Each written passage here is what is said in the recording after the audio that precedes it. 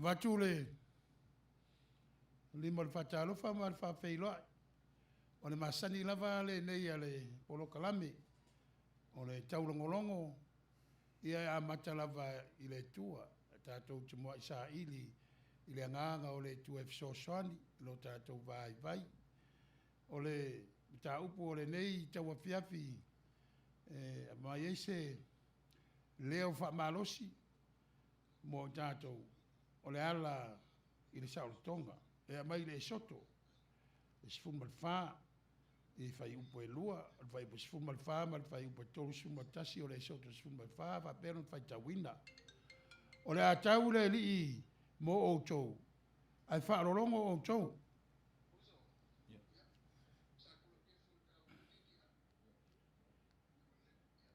a o le fai upu e tolu sefulu ma tasi e faapea lona faitauina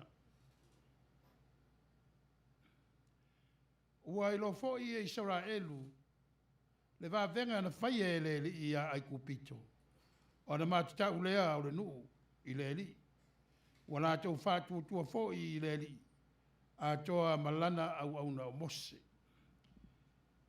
o le ala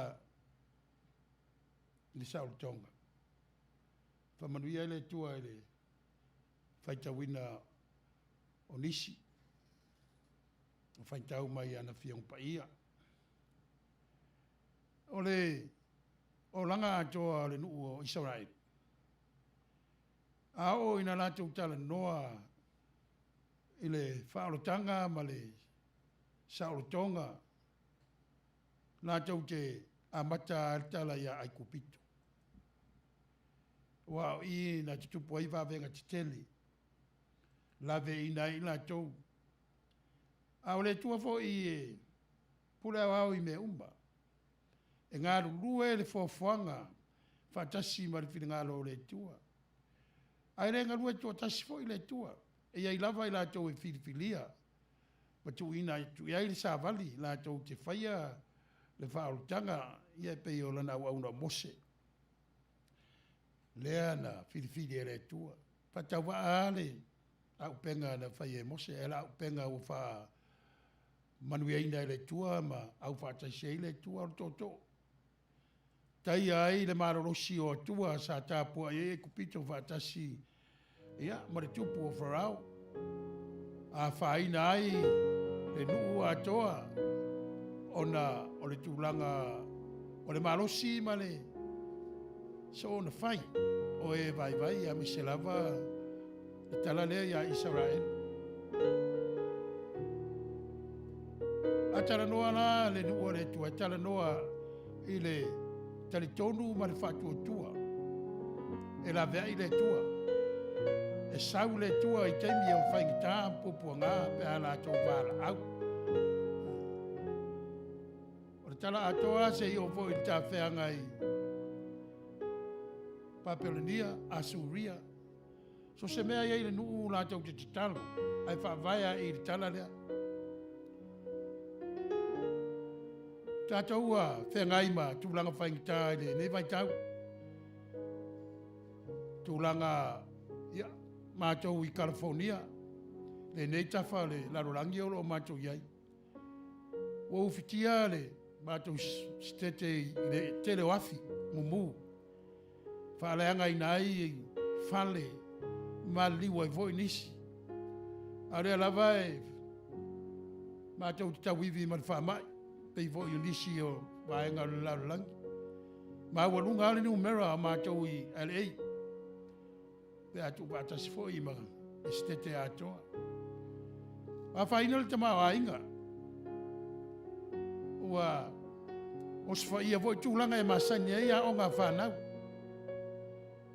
E al tausanga foi o lo tatalo ai. Po ai se o la filfilia. E a mai ale tala o saul tonga whawhita uli e pe o na iai le nei malo. O le tio ai e te talo. A o le palota a tangata lau tele. O ina e ta oto ai. Po ai o la atulai mai. Tūlanga foi la ia na whaia Iesu. Pe o na moli maure wangali o luka i lonu tau po wha. O mali baptiso Iesu. Alua e taitai e le nganga i le vao. Sau le vao te foi i Nasareta le mea na tupu masoi fuai. Urfale i le sunako, i le sapati. Ia ona ia whai taua lea o le tusia Isaia. Lana misiona, whai mai a upu wha maumawina. Le vangali o luka e lona mta upo wha. A lona whai po sifu malvalu e whapea. Wai o lunga le anganga o le ri. A wā le whau mai a tau. E fola le tala le lei i e mātitiva. Wawina mai au e ia whamaroro i e loto momombo. Tā la i sa o tonga i tā whianga ma i e pupura mata o e tā waso. Tu sa o loto i e ua whasawa ina. E tā la i le tausanga e whina ngalo malie mai ai le ri. E peia e. O le misiona lea tātou lau te wisiano i nei vai tau. A oina i tātou le tali tonu mal whātua tuanga o tangata Israelu. Mea na whai e le tua e lo rātou saifua. Ma leo le mawhoe tali tonu. Mawhoe le whātua tua. Pei voi la o awha ki tāma po ngai atu maua lo rātou tali tonu mal whātua tua. I le tua lea. Na osi whengai ngā ia mafola tūlanga o le Manuia ia Aperamo se o mai lava ia ngā tūpulanga na ia kupite whapevo ia tātou lau kewisiano o le nei wa lua awhe tausanga a olo ia pēa la tātou ngā luenga e whatino tātou mwhātua tua o Iesu Keriso le alo le tua ua fōwai le whaitau ia piong pai a le tua Fōwai le sapati tātou tāpua iai. Fōwai le tātou vaai. O le pumo moa ua rau tele mwhatua tua i le tua. Le anu whaali ato tua mai a Iesu Keriso. O awha whita uli o lo tātou whenga iai. Tātou tele tau mate. Ai tātou te whaalolongo. Tātou te whatua tua matatonu. O lo soifua le tua. O ia. E mauai le tali, o whaingi tāmo popo ngā pe on tātou whenga iai. Ia iai le manuia o le tua. Le mamalu o mawhai an fisotai mai me whawhafonga. Ia le a whionga pa ia le tua le nei tau a whiawhi a maisi se upu. Whala i au wha siloto i tūlanga o le vai tau. E pe ona tātou iai. Tutusa uma tātou i le laulangi i le whamai. Whaingi tā uma.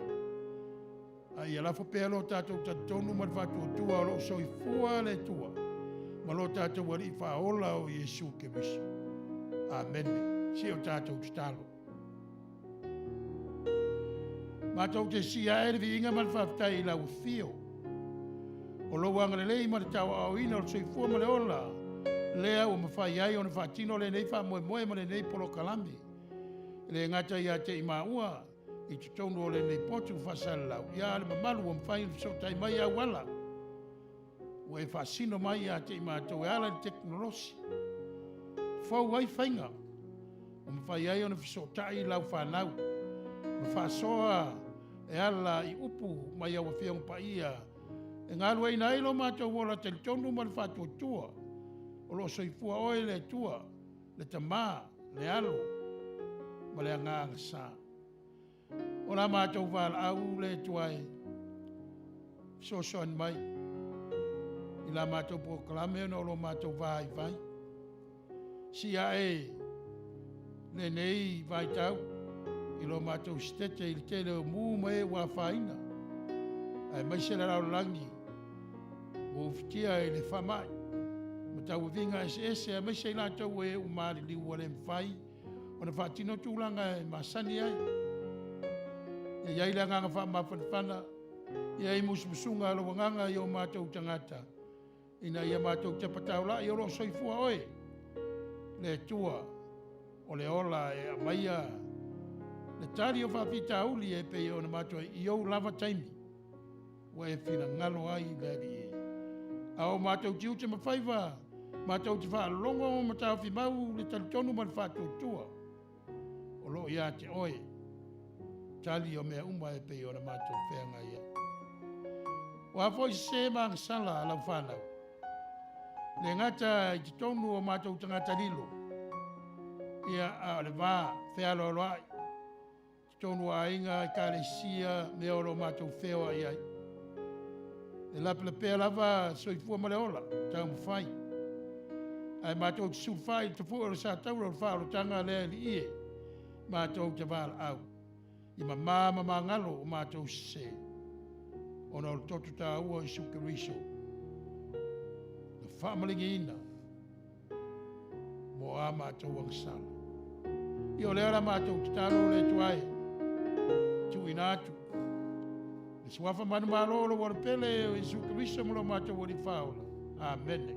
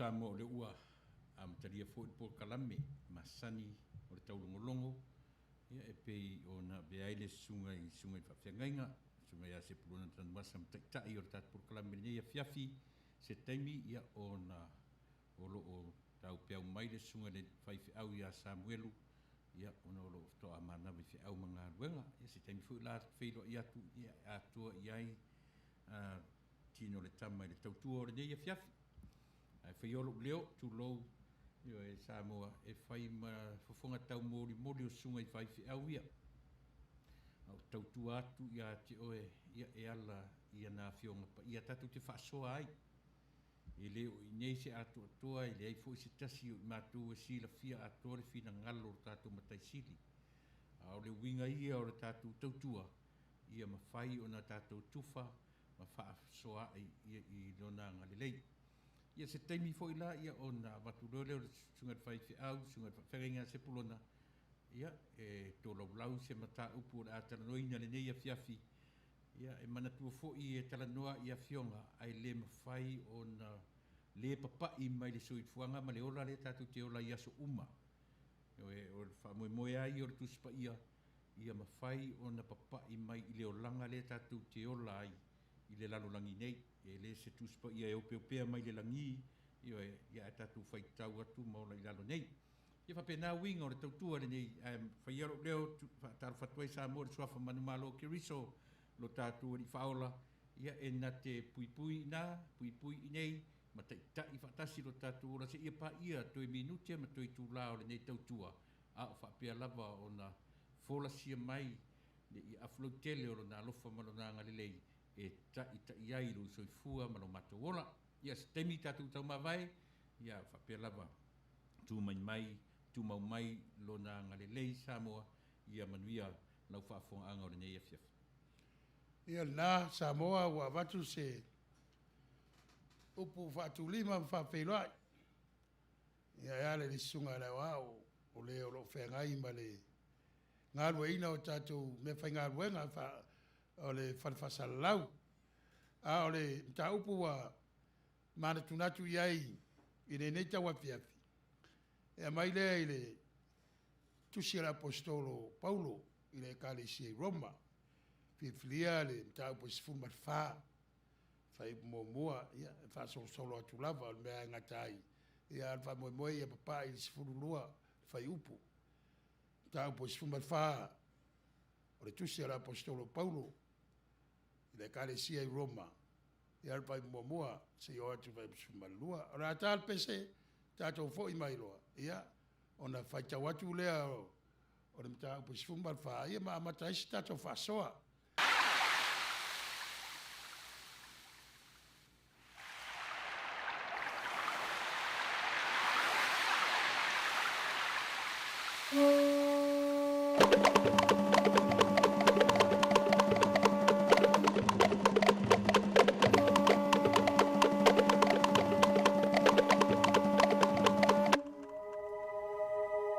O tusi pa ia o malava e mai le nganga o le atua ia. E ao ngā fo ia e ao ai, e ao ia. E wha tonu ai, e wha poto ai fo I le ami o tonu. Ina ia ato atoa o na le leia I o le tangata o le atua. Ia saunia lava I ngā luenga le lei malava.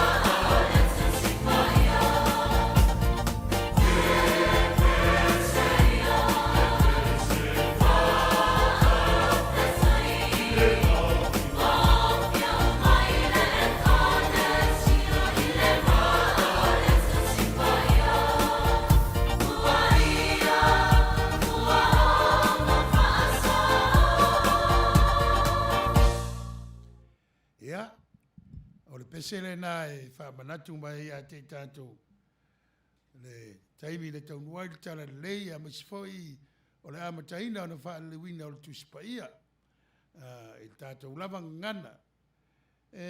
Maofai lava pe a tātou mawhauwhau i ei whainga le tua. Tā penanga le tua. Whao ngā so se vaenga o lana whauwhanga. Whao ngā na whanua. Walo ia le malo. Whao ngā whau e ama. Malona tō lua. So soani a iane viriamu papu ma le au waa. E o atu i Samoa. Whao ngā mari e toa. Ta lia le tala lei. Ia o lea ua. So o le tala lei. Ia tu motu uma o Samoa.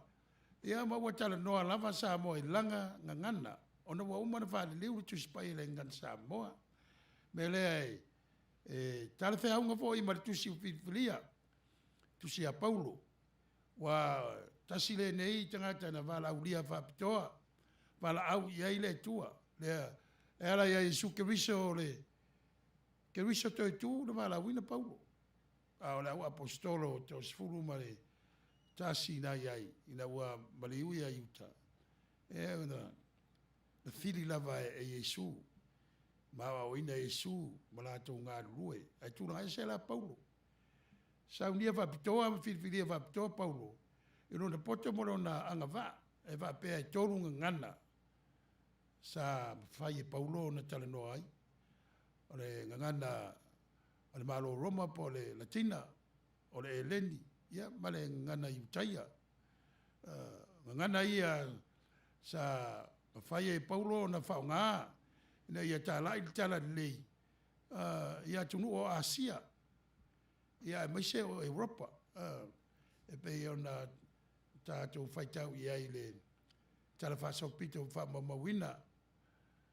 Le whamai o ruka ia ilan tusi o le ngā luenga lau apostolo. Au i tusi le a Roma. E manatu ato tele na wata mai o lo ta oto ai tele mta sisiri au ngā. Mo le whatu tua le tangata kerisiano. E whapea la mta pusfumba lua e tau sumare onu. O i o lo ta oto ai ia le loloto, le lave, ma le whaingtaro ta mu whainga Paulo.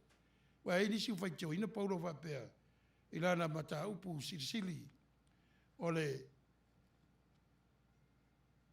alofa ma le whatutua. Me alofa ia wa mai e whaola i tangata. E leo ngā ruenga la, a ole, whaola tanga wa umana a mai fua e le tua. Paunu mea tātou e whai tātou talia i whatutua.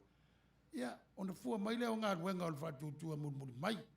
Tere la ina, o atu tangata e whai tauna manatu o Paulo, the grace and faith alone. E ona pili o taile ina. Ai a whai tau atiti. Wai a matala e mtau busfumba lua i upua ia. Ia, ofo ina atu le tangata, whatutua i le tua. Ofo ina atu, ia maalie, silisila le tua. Ia watu atoa lau tangata. O lono winga nata oto ina. O ina iei mga ruenga. Ona wha solo mai lola ia on mtabu sumbalu. Lea lala tatu bo o mai mtabu sumbalu wha. O le a tā lalpesi. Fo i mai loa. Whai taua turo ma le mtabu sumbalu wha whai mua mua. Se o whai sumbalu loa.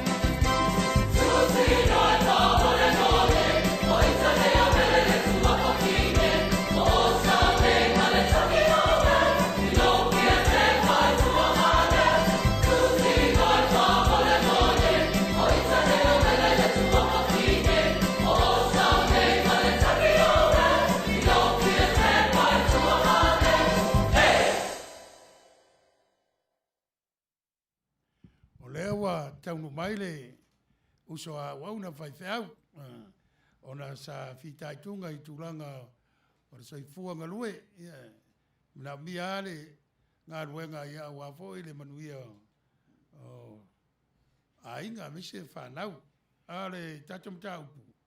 Ia le ana tausanga mai a le sunga le awao. O le olo whengai ma le IT. A wā le tatou wha moe moe. E whaise tala I le tuspaia. A wā o le tuspaia ia na fio mai e suo iai. Sa taua ia o le ngana I rei o Septuagint. Ai tu iai mata I tusi o le la, me kisi ma le kisi.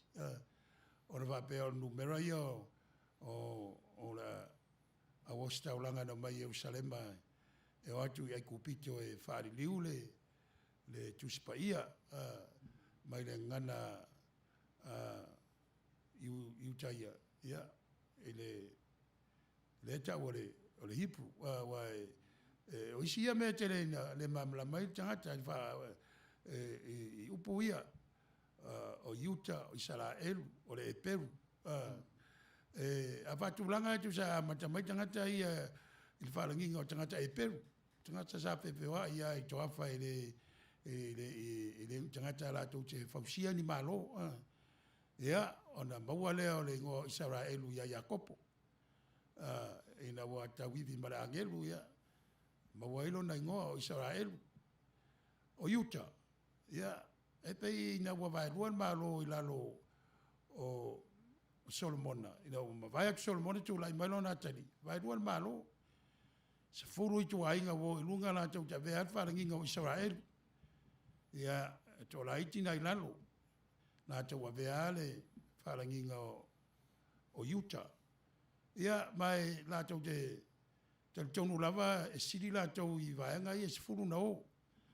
Ona o le malu le ana whai e Solomona. Le au whai ngoa e tu le maunga siona. Ia. Tāpua inga ma tūlanga whapena. Au tātou tuspaia. E umia ona tau tu vatasi a le whengeng fau. Ai manino atala whasopito. Ina ua liulotu le kaisara lea Constantine. Ia, ona val au lea o fono e o mai a taitai o rau Kerisiano. Ia, e se mea o mai ai, o bishops. E rau Kerisiano ai kupito e ka ua kaptik. E se foi la tau taitai. Sulia e se la tau taitai. Jerusalema e se la tau taitai. Tele vaenga. O Afrika I matu la tan te tirani e se la tau bishops. Ia Roma e se le bishop. O Efeso Constantinople ingo sai naun po e se la tau. Ona fono lea. Ona tau whaile tu vatasi tal tonunga. Lela ia ina tal tonunga o fatu tuanga la apostolo. Ia ona whaupopo. E ala I fono ia. Se ioa ina whakanona. Ia tusi ia wa e le vapela o Constantine na filfilia tusi lai filfilia bishops. Ona tauna filfilia ia tusi e tonu o le kanona. Pe wa fatula fanoina. Na tau te whaitau ma wawai iai. E tusi lau whai evangalia. Ia manino le leile tala I fatua tuanga. E se mo mau. A tasi ana mea nga iai.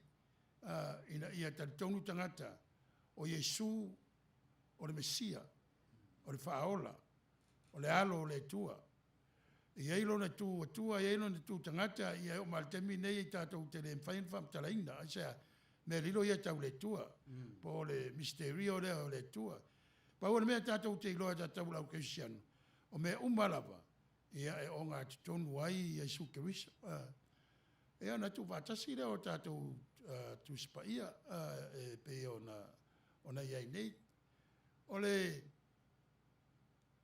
o tu spaia e se le tu se talia le tu sai ma le tu sifo o la Kerisiano e se le Kerisiano leta o Greek Orthodox ai le tasi fosi tu ai pe ia o le Christian Church o te bia na fuata ina ile kalesia ia mavai loa ile tasi stua inga e fa pena la le lave o le mea o le tatou iai o le tuspa ia la na faaliliu le ngangana le tina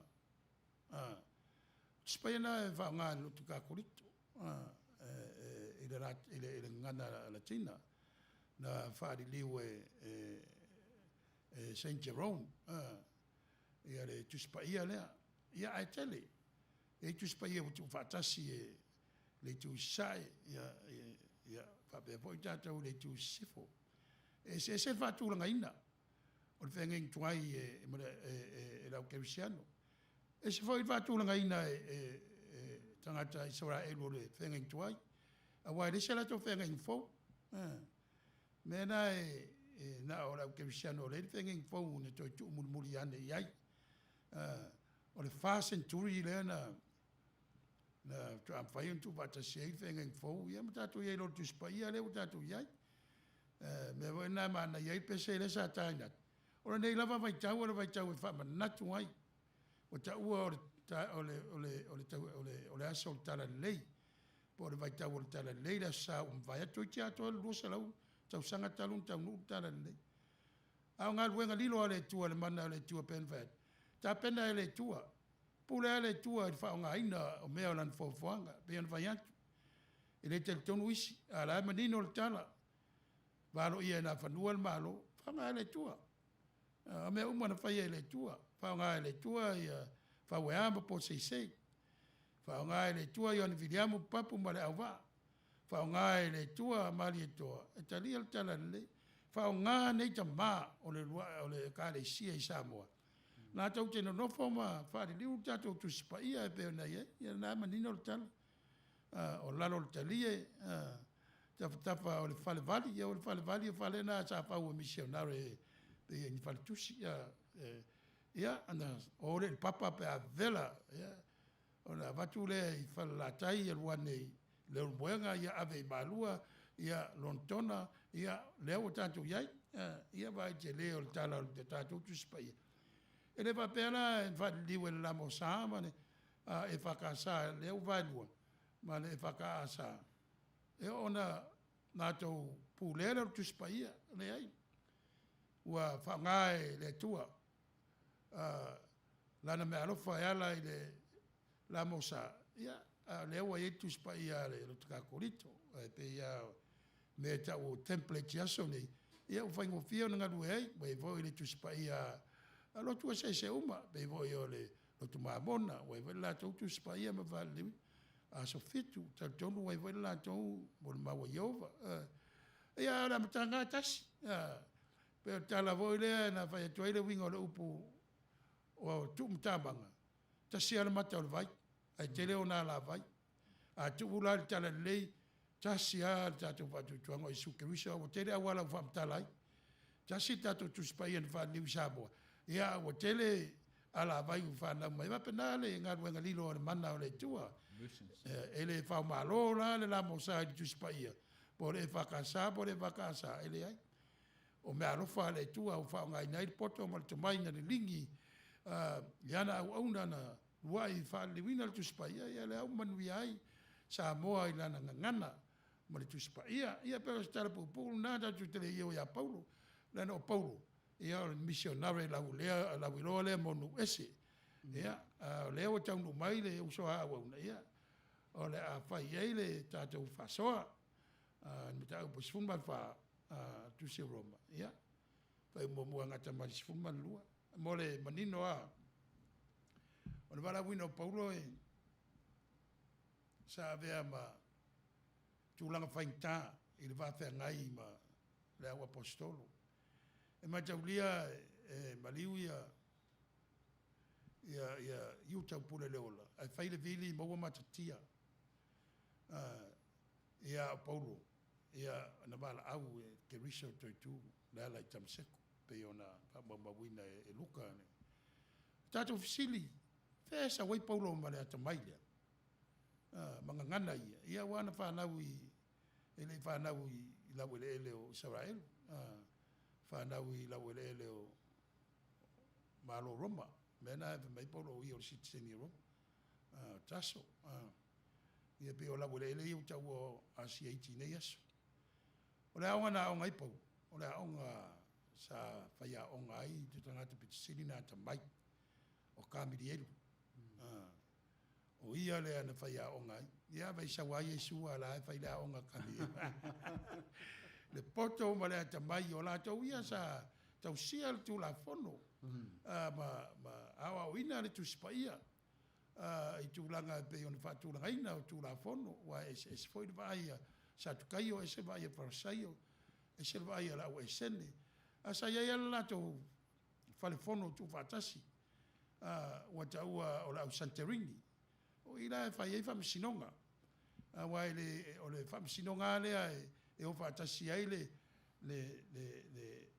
winga o tu spaia ma tūla fono ia ma le malo ele tu ese ina e peila le mele le ina lo loto tele le te mai po wa fa mai isi o ia le ana sa oversight o no winga ba va sa mo o ia le sa fe ngai ma liu fa maturo set fano e peila o ina na mafu ai ona fi nau paulo po fere me o sa a wa ta wa ye tu ai ma wa sala le ta wa ma ala te talo set fanu fa mangalo ele te tonu ina paulo ele to inga baliu fa pea misan fa saleng le na la ina fa ide ita yo lo e mai le me se fa tanga se lo sa idi tanga ia wa tanga te ke siano sa ta wa tanga to le ala people of the way ta mo mo ina ave ile upo ke siano e pese fai pe wa lungi ile lua i kevisiano. Na alu leo paulo. Alu asa iri tangata nei pe o mafua i seana la tau whaia le nei tūlanga. Wa e manatu o paulo whale anga le ekalesia. O le la lua ekalesia. O Yesua ia le manao e lua ni ekalesia manao e tala i tala lei pe on. Whaita winatu le. Nua tusia i seia na tu sai mare mori maua e vangaria o luka.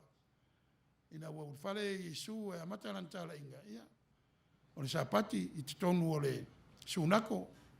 Ia ona whaitau ai lea o le tusia Isaia. E pe ana whaitau inatu. Mai le vangali au luka non tapo e wha. Ia nae e manino le iai le si e Yesu o le whaitau ia mai le tusia o Isaia. E pe iwa o le misiona e o le whasa o lo toina o tangata. O le tangata sa o loto, o le tangata o maa malama le alofa tuno le tua, ma talia le wha o le tanga. Ia pe o le mena o lea nga, ia ipi tanto ta upu. Pe an whai atu tele an whai tio, isi au vaenga au susua e paulo. Pe u whawhaingo fie paulo le wha o le tanga. Ai le ai. E whai tau manino i vai laina, pe o le matapu sifun manalua na e whai mai ai paulo. O le tangata ia whatuatua, i le wa ofo ina ato toa lona tangata, whai mataulanga ola, ma ia maadia e le tu. Alono winga ofo le tangata. O mea uma whai le tangata, le vei mga aluenga, mea uma. E mua le whatuatua, ai muri ngā aluenga. O le alofa tu noa ma le whatuatua, e ngā alue ina le tangata, ina ia tūla, e mai ngā aluenga le, ngā aluenga lana mai paulo. Au man whai, o tātou au ngā lea o ngā, aisea. Ma fua nei lo tangata fai ngā ruenga lei. Ona o le ngā ruenga lilo ale mana, o le alofa ma le anga le lei, o le tuaala ia Yesu Keristo. Ia e pe o se wha mala mala maina na tatu mta upu le nei tau afiafi ia le atu roa i le uso awon. Ia pe eisa na fesili, e tu sai ma le mta upu e pe ona tatu iai. Ia whaftai lava mo le awa noa. E se le matango fio le tala noa ina o le mata upu lea. O leo o iai perto telo tangata o whafsiringia le whainga malanga le a paulo le nu umale nu. Pe ai se awa polonga te lei paulo ilana tala inga. Ioi, polonga paulo le na polonga ai o le e alu watu o te ena mai fo ia to te le ona talu ele winga le sa ia paulo fo le faisio tangata. Ma le whaasala i tangata, ma le whaafale pui pui. Ma nela fisile se wha malama mai lau sunga le whawhenga. e whainga tā perenga le ngā Paulo ona o le whātua tua po le usi ta i o Paulo. I lana wala aulia. Ia, alan whaingta. Lenga o Paulo le, e se lana wa ai le tala le lei. O le tala le lei ala tauna mai e rua i apostolo tangata iutaia. O lai a mai vatasi lalo tu la fono fa iutaia. A le vai a Paulo. Le ai wa atoa me uma ia Yesu Keriso. E le tau sia e tangata nu e se tu la fono iutaia ina ia vea ma Kerisiano. Ma tangata whatutua. Ia o ala ia mea. Ia tu la fono tau i mea ai. Awa o Manuia ave o si tau ranga. Ia leo a mai le maketi o tangata nu e se la tau whatau mai. Wa economically. Ia a very sound. E whitau i male e leo natura tau oro ai ni mea ai ua whaaleanga ina. Lua, o le manu leo le pua. E whaasa te le iutai, e o tangata nu ese. E le ai. O mea masaine o tau mawhai pe wa tātou tā moa. E tele la mea, o lesi la mea matuia, o le peri tome ina, o le tangata nu ese. E paua le tūranga le tala e Paulo. Tasi ala suafa papatisa mai tangata mai tutonu. O Yesu Keriso. Wa sui, wa atoa ye tu la fono, wa tatala fo i lan whautanga i tangata nu ese. Pe a mata mai Yerusalema, Iuteia, Samaria, masau inu ese. O le whamoe moe o le tala lei, i a halu tangata uma. Ai awana i mo lia i tu ai ngā la eia e whina wai Paulo ma e o vai a Peteru i tu langa whapea. Wa le wa aia la tō. O tangata nu ese o tangata angasala. O le whengainga o le whengainga tuai. O le pere ito meina o le tangata e uru whale i tonu. O le whaoltanga lea. O le vai a Paulo le ai. O le o mai o Yesu Keriso. Wa tala ai le telo tu la fono. Pea o tu la fono me ai. E le angasala se sini me ai. E angasala me le loto o le tangata. Pai o i le tam fai Paulo e avatu. I le alofa, o le whea alfani, o le whitau sia, i tu langa o le ekalesia i Roma. Awa e le ngata o la e no nofo i lalo le vava ainga kaisara. Mana oa i whasawa aina. A oro tono loto i whale le whai whi naunga ia. O fōlinga mai ai o le alua ekalesia. O le ekalesia tangata nu ese le tonu tu la fono ia. Ma ekalesia tangata iutai. O le alan me o tatou lo yeso ni. O sala lau le ekalesia i tangata ese. Inu ese. O sa o la langi o le alu. E le iwa pēla o tautonu uman la langi. A le alava e. Langa o le mele e tupui. O le tau e misa. Nā tonu la. O le tau e misa. A le vai mai Yesu. Ia o tau whea alfan. Pe o lo whaatu ia te o tau. Whamai le talo a redi. Whamangalo. E i tamai a te oe. Anga le lei i tangata ro i tamai a te oe. Mwhai mo fi. A wate whamasino i sesi. Langa ngā ruenga nā le tua resi ngā ruenga tangata. Ai o le taimi nei. Mo tele ina fi nau. Po ai le lotu e sao. Mo tau e misa ai. Ai tasi al tato whaola pa wale. Whamai tau tino o Yesu Keriso lo whaola. Ia. Fua mai le ngā ruenga le lei. Ngā ruenga alofa ma le whea alfandi ma le whtau sia. I pe o mena o leo tau tonu o le tam whai Paulo. E mamori atu i le ekalesia i Roma. A ese le mea o tau e misa. Ma watu i ai e tūlanga e pei ona ia tau tonu ai. Ai ona o le tunu lava. Ai ona o le malo lava o Roma. E whaavae lava i le malos. I le pelu maritau. Pea tu i sesi ngangana. I fita fita. Ia e vaai fo i la Paulo i lona ia i tu io e moni lau saunoanga o lesi tu o le tina o le Israelu o lesi tu o le tama o le Roma. Pela e tu tongu wa ia Paulo o ngā tonu o le vāne i lua. Ese le mana i ono wha marami no mata upulena. Nana sau sao ia Paulo lesi tu o tu la fono o lesi tu tamu whai tu whaatasi a toa plant uma mene tasi a Yesu. O le mena e pe sining whaingta. Na, e. Awai, o le tatununga mamautua ia tu la fono. Ang tulanga o me ai, tulanga o pentomeina. Awai, leisa la tau whenging fau. Ele o talitonu ia iu tai ia Isu al Mesia. La eva pela tau se tasi u whai a onga o le perfeta. E tangata ke visana mai e asone. Wana tau le taliane i tu le divinity. O Yesu ala alo le tua. Tau tele. Pawala tau tatununga o Yesu o le perfeta o ia mai ala o onga sili. Tātou te muli ai. Au le tū lea e malosi. Lea o te iloa e te iai o te iai. Ia, misel tātou le tio. O le tū lea e le tō taspaia. Le me sili nā whainta, le tam whaipau. O le tali tonu i le tua e tōru suaf. A tasi. Ia, aila i whainta.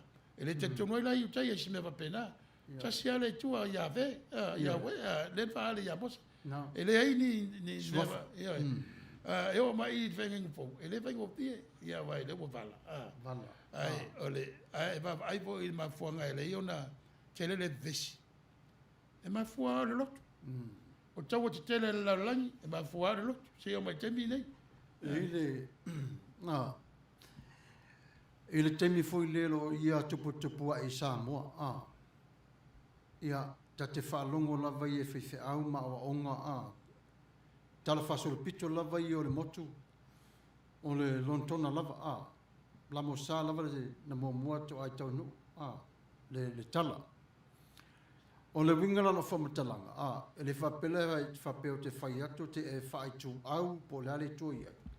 O te whawhitai lava au i la mo sa. E mafuanga. Te lei o le anga o le lamo sai le to tele le o lango tangata Samoa. Le la o ta ape masala lau solo. Avai, tasi atu punga na mai e. Le o te whai atu ala o tala o ai foi au ia mo li mau iai. O tala no foi le se o tindale mata o pulea. Mai whawhitai le lotu mtau nuu mai. Le o ta ape. Le mission na le lamo sa o le to tele o ila o ai iai.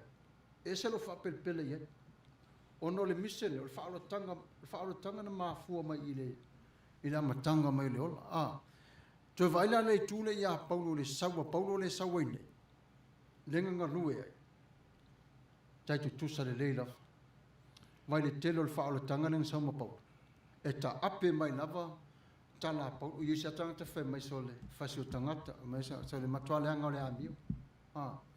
A vai vola mela na o te vai to au i tonu vane i le lamosa le whakasa ona na wola me oina pe o le te le lava o whaolatanga whanau mai i po whela te alua Manuia e mana tua lava po whea na Samuelu whaolatanga wai i te o le whawa i le kalesia i Samoa man whanau lava pela le te whawhitai e whaui e tātou matunu. Se o tātou tamai motu le talia o le tengi o tauna atu, e le tala le lei. Ia wa pela le, o le whainga whore nā uia ia Paulo. O mane whore sa wa Paulo le sa wai, wa whitau le lei ia ma le sa whore tātou, e ase manatu. Ole, tūranga ena e sau noa i le ramo sa, bien vai atu. O, whiwhiringa le tua. E pei wā whaolutanga o Israel, whiwhiri Mose, mai al whaolutanga i lona nu. Whiwhiri are tua tangata ai o lau ele o Samoa. O ia na fofoa, o ia na whetalai, o ia silafia. Ea, amata mai ana whanua. Valo ia na malo pei ar pese ele nausu. Whiwhiri whawea ma po seisei, e watu mai ona viriamu papu le vā. Whiwhiri mani toa na te tari se paia le tala le. O a whawhita auli na whea ngai mi Samoa. Le ina toi mawholofola le ngarua le tala le. E le whapea e watu le tala le. La tu le tua na whaireo ni whavengi tele. La tu le tua ngā lue tangata. E ngā lue. E whiwhiri le tua tangata. E na ia whaali mai ai lo na mana la beai. Lo na alofa. I taimi. Wa ia atu whaina. Mera e leina na whare tonu. Wa umana after whaina e le tua taimi o lana whawhanga ma me uma. mai wa Yesu o to tam fai I tea po afea e o mai taimi lea awa ma vai falinga pa wale wa e o mai lava poponga ma talo taua o le vavelave e o mai lo poponga tatou filosofi lo e le mea lea lote lote tonunga leave it alone. Let God be God. Yeah. Let the end belongs to God. Not to us. Not to us. So, le mea le tam fai paulo I le matapule sufa. I le kare sia I Roma. Ona o tangata nu ese. Ma tangata I utaia. Ia ngā rue whātasi. Ma ia soifua I le alofa. Whalfani. Whalfani ma tu whātasi. Ma whamatala la paulo le o ngā taunu o ne mea uma. O Yesu Keriso. O I. Pe o vai atu, o vai Italia. Langa o la vai ai e mai ata le tonunga vai utaia na mai male au so, male o apostolo. Ia o te loa le se la tona o ia kamirie. A te loa na o ngai sunako. I tu langa tu la fo. O le sau le Paulo sau. Sau o tangata wa a wina. Mala malama tu la fo. Fa popula Yesu ia mata o Paulo. Fili e la so ye Paulo e le fai fili sa wai Paulo e ave apostolo is a divine intervention o le time fili le tua la tua mai le si apostolo e la ia e Paulo o le apostolo e mala mai fa tanga e mo tanga tauma mala le tu la fono e tu la fono e le fitawima ma tanga tauma ia vai tu la fono le I mea o man pua me tualo ya ele taria sa mo e tam ma fa o pua le o le manu e ma o lunga le vai sa o le vai tau ye sua ese ele ini ma mo sa mo ne oti ya le manatu aisi tau si per tu la fono fengen tu e vai ne fa wa o le ngang pa ia Yesu Peter.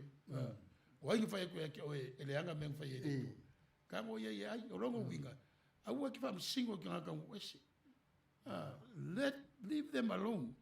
But bring them in faith in Jesus Christ. Manuia. Love them unconditionally. And united in faith. Ora mena le tu wai ta to tai. La mena ta ta wai misai. Ta wai misai po ye pule ile tu ma Yesu. Ja, sao ja. O mela tu, o la fer fani. O fa sino fora cara sia listata. O me na tanga fa ma oni le me o ta ye le tua. O le tu fo fa mai o le tua la ya te o ya se le tua le. O le mena te le mamla mai vo ia ni se fa fonga mai ma a wai. Le ai le va tua I stala inga sui ai lo fa tu tuanga ele ai. O le va tu le manatu. Le polokalama. Ai le o ia I fua lo fa tu tua. Ele o stala inga le mele vai o le fa soa ia fiong pa ia le tua wai pe le vai tu ia le wa o lo fe ngai ma tanto fa sala lau ele ai se ato nei o pa da tunu ele se ato nei le fa so mai ia fa so atu ia tato tu fai o ame nga o le o ame le nga ia fa a working a foro finangalo ma tam fai fai se tu langa tau mai I sa o e se mato tasi al meta tu sa o pe ya u pule se manda yen vam tala tu lai na tu mata manga le tu fo fo nga na fetala nga la mtanga me uma tu mata manga ile u pule le pule o le fetala le pule le ni tino Moni. Le foi le o le tau fai ia tatou e tala ia tele mga vai o tele a wale fa mamla ai o tau e misa wa tatou le pule tala le pule le tala tatou tele pule fo anga mo le unga la o e pule le tua E pei la Manuia e se la Manuia o mai o le mata o pule e malama e fo le tatou o le mata o pule se fuma fa o le fea lava tatou te o ia tasel tala Paulo na foi mai foi poiva na sau lava Yesu ke rusa I oti mo le ola ma le oti po o fea lava tatou te vai o le tala lava Paulo foi poiva na sau lava Yesu o le la ola na sau wai o le oti o le na sau wai o inala e mau e tatou le vai nga fole e te loa o le tatou fea lo fani e mau le leia ia Yesu E wai, mau o le le. e pena vatu o tō taspaia me whainta. E le se upol tō taspaia i. Io. Ai whai tau whan lei, Ia, vai ei. Amtanga o le tusi a Romalon ta momoa. O Paulo, o le au na Yesu Keriso, na wala awina whai ma apostolo, ua tau fia e tālai, tala leia le tua. Na ua mera ua mai. Nia moai tau ina mai, e ana perfeta i tuspaia, o le tala leia winga i lona alo o Yesu Keriso, o lo tātou wari. O le na whanau mai i le ainga o tā vita i tino. O leia i umame, wa isi fa whawhero i Paulo isentusi. O leia mai umai alto taspaia. May the grace and peace of the Lord. Jesus Christ. Jesus Christ. Le tua ma le ngampaia, o leia i titonu. Ai Ai le se upu Trinity o iei. A leia i titonu o upu ia e tau mai e Paulo. Ma fua sea. Le nga manatu Paulo whaari ni misteri o le whaoltanga e ala Yesu. Ka lia e Paulo o Yesu. O le alo o le tua wori tingtangata. Le mea lea o le te te ai utaia. Ai o mai te mi nei ai tangata la tau te te lava le mea lea. Le misteri o le o le whatutuanga. O Yesu o le alo o le tua. Wari tingtangata. Ka nau mai e ngang pa ia. Ia. E le whaina e mamala mai. Ia toanga te talo. O le misteri o le whaoltanga. Wala le mana ia. Se mana ia te le lau te tala ina le upure le Trinity. Mo le fa nga uma tātou tono theology. Fa nga fa matala i va nga e tonu. E mana ia le o mai e Paulo. Le lava mo wale leia i le tari o fesili lea. Wa to o telefo tanga tolo fetau wa i el mata upu lea. O fele e le tolu taspa ia. Le upure tolu taspa ia te tono taspa ia. Le lau fa matala sa o to i le tali. Tau mo fai lava la Paulo e fa matala uma le suafane o le tua tonu. I lana tala inga le teme tasi. Ta fele pena fa petu ele Trinity te tonu. Yo ta ilo le suafa o le afa o ngā iai. O le ia. Ai ele se upu tolutasi. Ele se upu tolutasi. E vai fa talo fa Paulo mola na tusi le kalisi koroniti. O Paulo, o le apostolo o Yesu Keriso o le finangalo o le tua. Ma lo tātou uso o Timoteo, i le kāresia le tua o i koronita. A toa ma le au paia uma o i akaia, uma lava. O lea mai vatasia te ma li vai po soai. E ia te o tau le alofa tu noa. Ma le manuia mai le tua lo tātou te ma. A toa ma le li o Yesu Keriso. Mai uma. E le aro duai so mai whamala ngā paia. Se whata alofa pe o Filipi.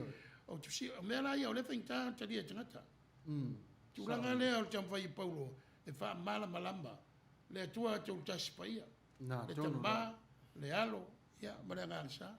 Ma te reo Yesu, mai e aia, ia, le evangelia aru. Na umaloni baptiso, wa iaira ngang paia, alu roa i le vau, uma le vau, fo i Nasareta, uma Nasareta, uma tua, urfale i sunaku. Materonga. Materonga, o lona winga, ai ma taria Yesu, e taria fo e ranga pa ia fa na mai Yesu.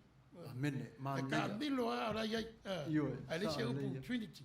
Le se upu Trinity. Ai ma lama vai lenga o fa tuanga o mai e apostolo Paulo. Ma ia. Ma lo la. Ja, e se fa fisili. E se o tama fisili. Ona o tana tale o Paulo. E tala ne tate terone. O swinga. Por whaungaina, le whaunga me sunga le whiwhia a Sepulona. Le whaungaina e le atua, o re tangata. La mena le whaungai si tangata vule e lata i le au so o si tangata whapena, le wa i atu le atua, e pi tauanganga i le whiau le mori mai. La mena le whaungaina si tangata whapena. A le ua tulituli loa lava Paulo ona o le mea ea o iai se potential ia Paulo e loa e le atua e whetau i le tua i ngā potential lea i le whiau marangana. Ma nei le fisiti. Ai, tātou te iloa pe atutupu mea.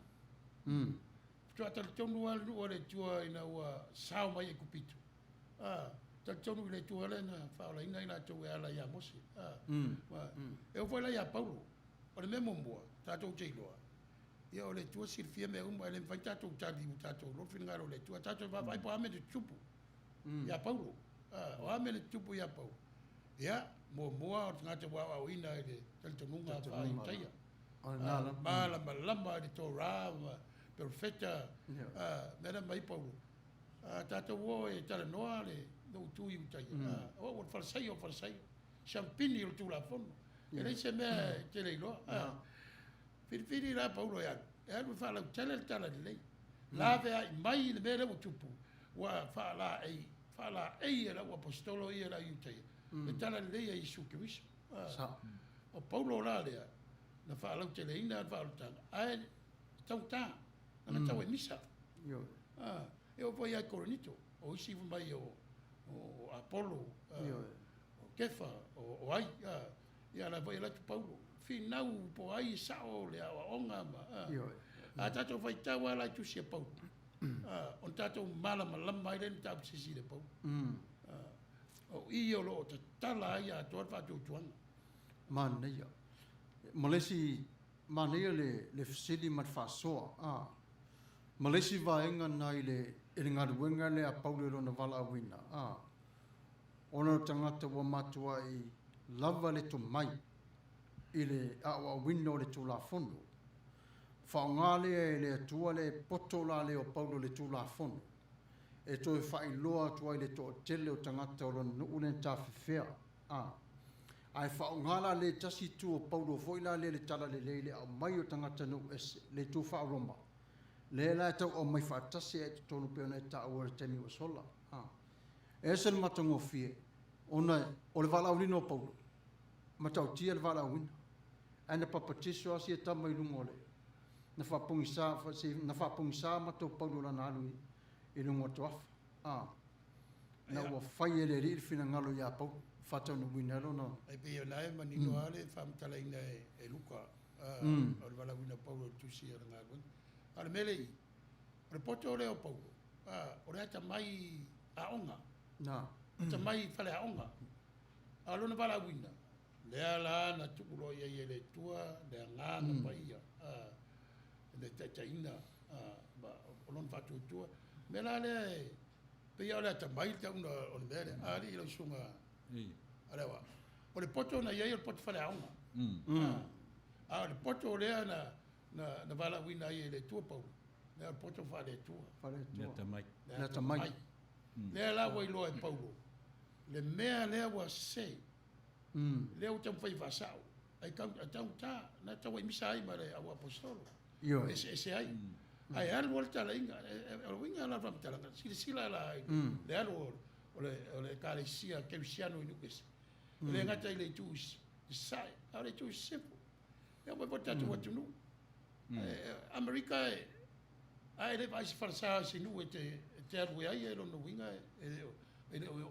o no foi America vai farsa le la lotio farsa tu ai lo pop farsa le si tu anche il mele ta te io tasi lua toru fa ile poloka tasi mena ta o tu ile tu no ai ese tasi al met tu sai ia o tato koruse o tato satau o tato fa o tanga pe ia su le koruse pele ai o koruse ala to o koruse o manu malo ele i va pe ana mai fua e fa tangu tal man malo o lo fasili vanga le au su e fenga e ta ua io lo tilo le ese mai o Paulo mari kalesia i taia ua talia nei e Paulo le kalesia le langa pakeusiano o fea o ta o toi u taia i le teimi nei pe a whaapea lava la e tusa o le tala Iesu Paulo o tatu whaitotoa i leola e whaamau o Iesu o le whaitotoa ale e lava so i fua i u taia i le teimi nei e o fwela i Roma le fo i e tusi le lima ma whamei o Roma na fua o mai na suia lea mea o le lava so i fua o le ana ta fea o ta o toi le alofa o le atua fea ngai ma tangata i u taia fea ngai ma le tunu o Roma i le teimi nei langa pei a tatu sa ili nei i le tusi lima le fai teimi nei e alo lua se tanuanga fai mai o Roma na whaapea o le an whaapea o iu taia o le alaba e tui a fea la o ta o ai le atua i le valia E lo loto pe atatu tiro le ia. Mana ia. El memo moa e le mwhaio na tātou avesea le whengainga le a piramo ma e le tupu mai ai. Le vai tātou avesea le whengainga le na usi sinai e mose ma le nu. Pe anu vai atu. O le nao le tua silfia. Awa le mele tātou te iai. O le u tātou talia Yesu. Pe al mele mai paulo. Jau si fufa vai po sufitu. Le la fatau fa palangi even on fear. Rather we live and die to the Lord. And so belong to him. Pe tātou te ola pe tātou te. O tātou lava o tangata o le. Mana ia. Mea la ia e whaintai le tangata i te an talia. Pen vai atu. Wafo i o le Yahweh lea. Tātou si e wha. Le wai. Le H. Le tapiriu. H. O le, o tātou si e le whainwha le wina. Le anu wha le liu loa. Le mo mai le upu Yehova. O le tua le awa wha le liu o Yahweh. O Yahweh. Mana ia. O le tua o le tu fitalai. O le upu ola le tua le saupea. E le whai fo i utai on tāwhi. O le anga le o le tua. Le anga wa uma na whatao to oto. E tau te le pula e lai meia. Na o le tua. Pau o le mea le o tātou maua. O le tātou awala. O le tātou awala i le tua. E alala ia Isu Kirisi. Mea le mai tātou o le whenga inga fau ni mea le. E mai si e le isa whenga inga fau. Ta sia whenga inga o le wha wau whenga inga. Whenga inga fau mai tātou. E alala na pea tātou la te o Yesu a le autu. O le i le no fa so fo i si vai temi lo wa tama se to nua i lo fana no isa ra elu lava ia le tangata sa matara no la na nafi ma tu tatal no le ma o i fo le lato i le vai tato nunga o le tala tamalo fa mai e fiu lava le nano langi su ele atu no po o tu ainga tangata sili ona te te ile tua o Israel ta ua tangata mai o to tele o mato atheist fa mai lan tala o le mafu anga le o le tupu mai le ave vesi pe lava Israel la foi sau ia Benjamina ia le tua mana le tere tonu ia sau ia tai ia le tua tere tonu fa mai wa tele la le me foi le wa pe wa confuse ato uma ia le ngana ala to ia pele wa ve matulanga foi le na ia muri mau fa pe ia wa to tele ia mena le loto le fa pau i sora le vai tau ne ia ma fua mai lava la o le tamo fai lava o le si sa ili tamo fai o le si toso ese mai les mai o le mai ale na mata mai lamtang o le mai lava lea a te o fa umbalan tala fa pe ona o le tupe lava o le tupe na la fe mai le tala so a se o fana no e te afu mai va tala tu spa ia la fe mai e le fa ta winda lo fa o tanga tupe o le tala na Yesu na fai yo tangata a le o mai aso ne o la e polonga ia Israel le tala e le ma fai Israel le mana malama ia ile e fa fanga ina e le isa u tartele tu sai o lau fa soa awai o lau fa soa la tu le mai tangata yutaia ai pa o le mea o te iloa o le ai vo ia te le ia sunako falsa la yutaia le se senga lo sunako ma falsa ta tole o le asa la sol awa o aso o le malmal ia o toto manu na fa ia le so ta inga tasi tausanga le atonement taimi nei ia le tō whai na mea o pei o la u wha mafa ma o ngā tonu le tulafono e la tau te mau ai le i la u le vai atu i fafo awa o le tele vo i o tangata iutaia polonga tele saua ina au tangata vo i o le motuata maia o sai inisi tangata I me tau tupe o la tau waia pe na amta me tau fatupe o famurianga mai le tua e le ma faila na tatou ave sea mai utai a marmele Pau le mea tātou te tāwhi. Tātou tāwhi le ala wa au mai. Nā tonu O Yesu Kiri, mera tau whai mai Paulo. Mera e whai mai au Paulo i tāu poe suma lima le soai. O i tātou o e marolosi. Ia tātou fiso soani le vai vai. O e ua le la vā e te tau ai. Ai aua ni wha fia i o tātou lava loto. Aua ia tai tasi. O tātou wha fia i le la te tua oi. Ina ia le lei ai. O ia e wha mawhana whaina ni ai. O le mea rea mai Paulo. Le mea rea. O le whea whani o le alofa. Le alofa le mai kia wiso. O le whai tau Paulo. Ia wa onga ia e o ma isi o lau apostol. Wha pupu a Yesu tu la fono leu tau neu tu la fono aulo. O lea lofa i le tua mbe uma. A lofa i lo tua oi. Pei lava oi a te oi. Sau lolo talo le ia wa sopo. Ia la marfiti. Wha mangalo i lo fiti. Wha mangalo i lo fiti. Te talo mo e te mai a te oi. Ia, ai. O mea nā. Le lofa lava. O le utuna, o le wha moe moe o le tala lei a Yesu Kirisi. A wane ese, ia avravalawe. O tātou wa tangata mana atura, sao le tonga. Whai ane mea loto i tangata. Lotu ale, le lotu mai. I le sao ia mea o kere tinga inga i me whai. Ia laku. Laku o resi loko, o la voi whai. Ia, o sui. O la whero ruai. O la saili. Mea langa i tātou i Amerika, ma tātou ni.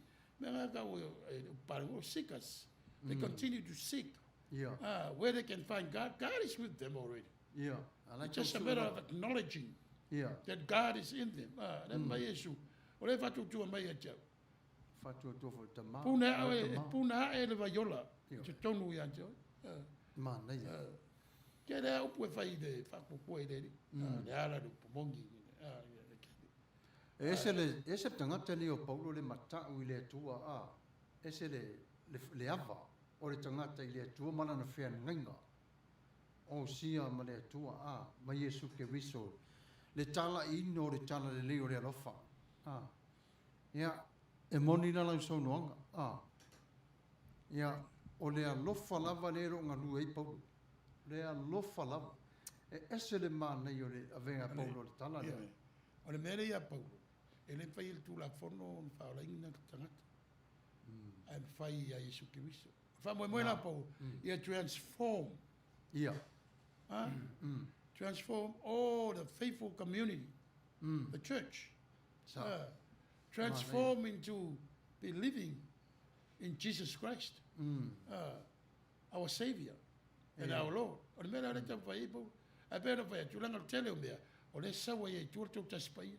Le tu al tama, le tu al alo. O le ngang paia. Mana ia. E leo fai mai la Paulo e tonu ni atua. A leo fai mai tu sa le i lau wha liu no vai vai. Tolu manifestation lewa mai. Na. Persona, me yung tangata. Na. E wha matana ai ngā ruenga le tua. O le kana mi o le tua le tam fai le kukto taspa i wha matana. Le tamā na fo form fetalai. Le alo na wha ola. Le ngā pa ia le so on sidi. O ngā ruenga. O le kana mi o le tua. A tasi a le tua. Tasi a le tua. Nā se lo sila. Pe ia o la utilitiro le au te lenga o le whi aua Paulo. Pe o le pe a whamatala i upwhaingo fie mo tātou ai o Kirisiana. We have to read in between the lines ia le whenga tu ai. Ona pe ia au tangwa ui au titilo ama whauinga i lo uolanga le ola le utau te ola le temine. Whao ngā tau taimi. Whao ngā tau le taimi o le tangata i le olanga nei. Whao ngā tau le taimi e ola ai, ola mo Keriso. A oti foi, i oti mo Keriso. Tau te whiu e whaamatala, luma, matua, ma au tawha le olanga o le tangata. Pau aro le whiau le au mai. So o ala mea tātou te whaia i le olanga nei. E ola i le ola wha Keriso. Mone. Ni an tātou tilo lo le tua nai. Ma le whaapewhea o na whai e Paulo le tua i ngā tau tinonga lea. A lena ola mai la lea lava la tau ave mai e iutaia. I le taimi nei le meo le tau sami le pua. Ma le io e. Le fwe lau tātou mori mau le whe. Le tau te ola le whenga fau. E le ala e paipi o na tāua le sunga le whenga Sepulona. Le o mea ai uma ua whaia le atua e mama. Ona o mai lo le soifua ma leo lo tātou. O tātou la i whai te tanga. Ioe. O tātou e le whapeo la tātou atua ai pua a mea la songa fua e tau les whalei. Ioe. E iai le mea peise ma fau o ta mai e fua ta tau ai. Ioe. O le te peo te mana i e whai upo e fitu len whai tam Sepulona. Tau te ola. Tau te oti. Tasi ale au ngō mea. Ioe. Na o Yesu Kristo. E pea la saunoa ia tu le pai i le whengeng tuai. Tangal whengeng tuai e tā pena i le tua. Le whaoltanga mo le laulangi i le taimi o le tua. Taimi le whaasa moa e tātou. O la atoanga o taimi. O la atoanga o taimi. Na o le tua e atoa i le taimi. Mana ia. A whaari mai la le tua i me tupu. O le taimi e le tua, o whingalo, o lea la a whaari mai le mea e atoa ai la le taimi e le tua. Ai le atoa tātou. O tātou ai e murmuri le taimi wa atoa. A o tātou tam whai e pule le taimi e le tua. Wa resi nā mea resi se. Le i o tātou wa taimi, o le tatalo. Ia pēr mere mai Paulo. O le manatu au tū au Paulo. Ia soifua maola lau keu siano. I le alofa. Ma le whea alfani. Ai aua le ai masai. Ia se turou. Manairo. Aua le tusi lima. Wa lo lima na tasi tusi atu te foi mai hotele. E vai alofa. Ai vai atu le. Fa perta la toino. Petito fai ono. E mina wa onga i kanal fo. Ei mo me o tupu. O awa o fasala wa ona o tulanga o tamaita i me papea. Al tala tuina. Ia te talo bolo uso. Le o tupu e whapela. Ma e whawhitai le tua. E le oe le o tupu ai. O al tela tātou e o tupu rosi mea pena ia tau ailo i ma. Mana, e whetau i tonu wale tala nā mali whai po se furu. O oe nā. Se ale mea e te whaasalai i lo uso.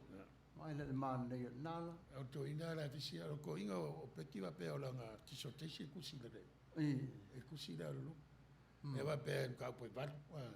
Ngai ka ko mai le Christian faith and le vai ki wa isi mo ka po va ka ko vai ka mo ka ko ka lo mala mai upu ro o mai. La nga va mai Paulo. Ia o foro tangata o le atoa o le taulanga e mati. Ia whole thing. O ala mea lo whole thing e whai. O rara o kati e. E lo vei mga ruenga nei wai mo bon whako kua ka pengai oi. Ia e lo whai lo uso. O waki whami singo. A paku iai. A vei mai wau sulima. O reo vai so songi iai. Nanga mamlama le Paulo lo whako kua. La e kau kingo mai vau ilang kusu kongi. O whio kalo e rea risu mai. Ava mai Paulo, o lo vai. Mo lo ai le la kala mai o le lo fatu no le tu.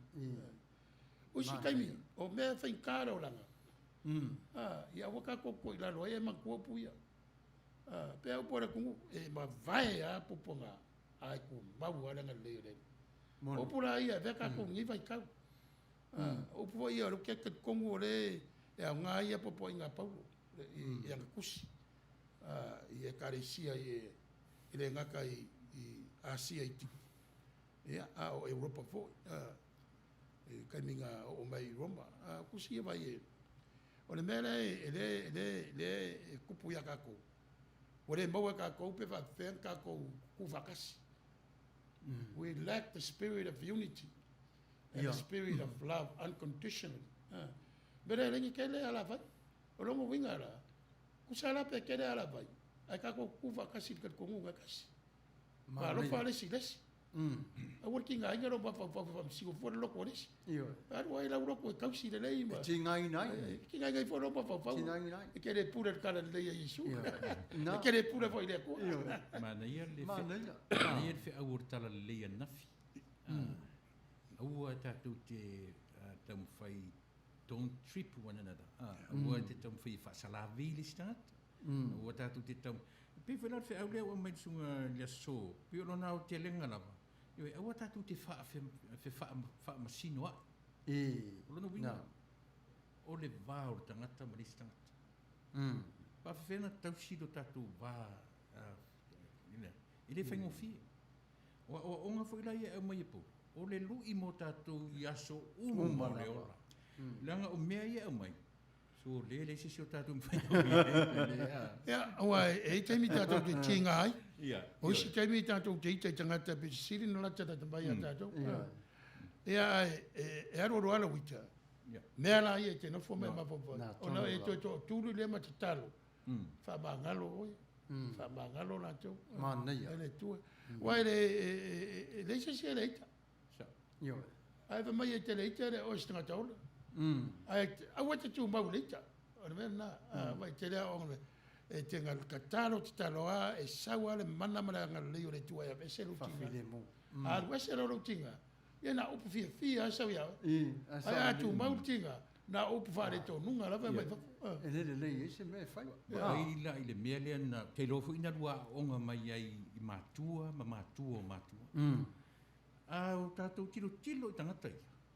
Toi titi a e oro te mio afiafi io e ia tangata tauloto. Salamo e fia, salamo e tauloto. O le latu wha moe moe. O le taimi a te vai e. O le taimi a e whaososo ina i oe. O Yehova o leo mā moe o ia. E le se mea o te motiva ai. O le mori mauna mai io mātua ola mai ai. O le taimi a e whaososo ina i oe. Tauloto o salamo. O le ale salamo. Whanga whora i to inamlo mātua mai tatu ola mai ai. A o te meo fiafi e fia to inga salamo. E le whai tau atu spaia. Tauloto. A le mawhauwhaunga nātu o le taimi e whaososo i nei tātu o lono winga. Le lai au mai whi au apau. E tau te ola pe te keritiano pele ai. E whaososo i nā tātu. Nā tōna. Ma rofa fitai. O no rewa tau telere e la tau au e mai. Ia e whatalo whatu e le maua uma o tau suafa. A rea lava mā tau te wawai atu e renga teilea. Ia lewa mai ia le taro sanga e vai u o le tui manua tu moe ale. Ia la ta e saulo e upu na tui manua ia o whaintaro le tātou mawhtanga. Ala melea. Ia la atu watu le ia. La atu watu le sunga i le ti la wao ia e whaamalia i lo whinangaro e tali atu i lau pese ia toi whaua foi lea tātou whasoa.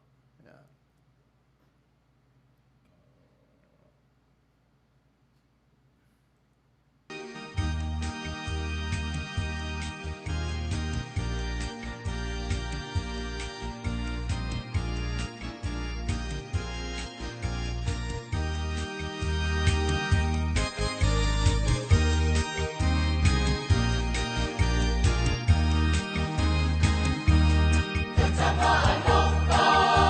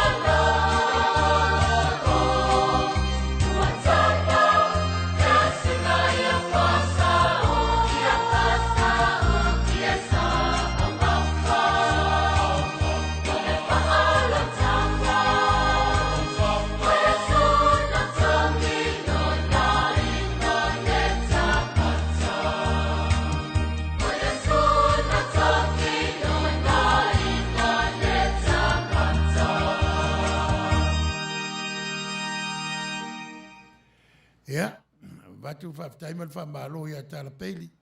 Mā tango fie lau sa ai lunga o tātou penga te whailangi. Whawhia fia voi au tāla pese. Mori atu whaftai. Whaftai voi li pese na mori mana o mai. Ia vai iu o tui manua. Ia, malo whaftai. Vatu haranga whaftai tō tele. O tō mamalu. O mwhai an sapasapai le nei whamoe moe. E peia o na tau mwhai atu le taulongolongo. O la mātou whasoa. E le o inese atoa. O tātou o tangata lotu wai e lava le kāre si al tangata ia e aroe wha maoni ma tāpua iai. Pe hoi o le mātou tatununga o le prokalami. Tasi ai e sū tātou whaola. Tasi le tua. Ia alanga o tōk tasi pa ia. Ia nā sau le tōru tō sau mal tasi. Ia o le misterio nā o whaola tanga o mea lilo tau le tua.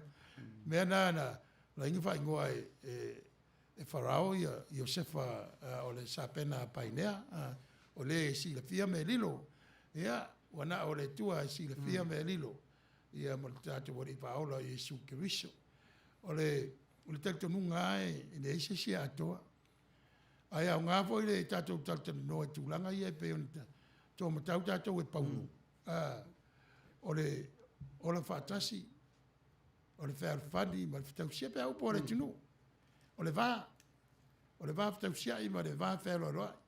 Wa e teimi i tātou te tinga ai maita ia o na tātou vai ai lea ma tinga o tātou lotu. Se longa ngā lue lea nganga o reili. Ion tātou tō tūri voi lea ma te talo.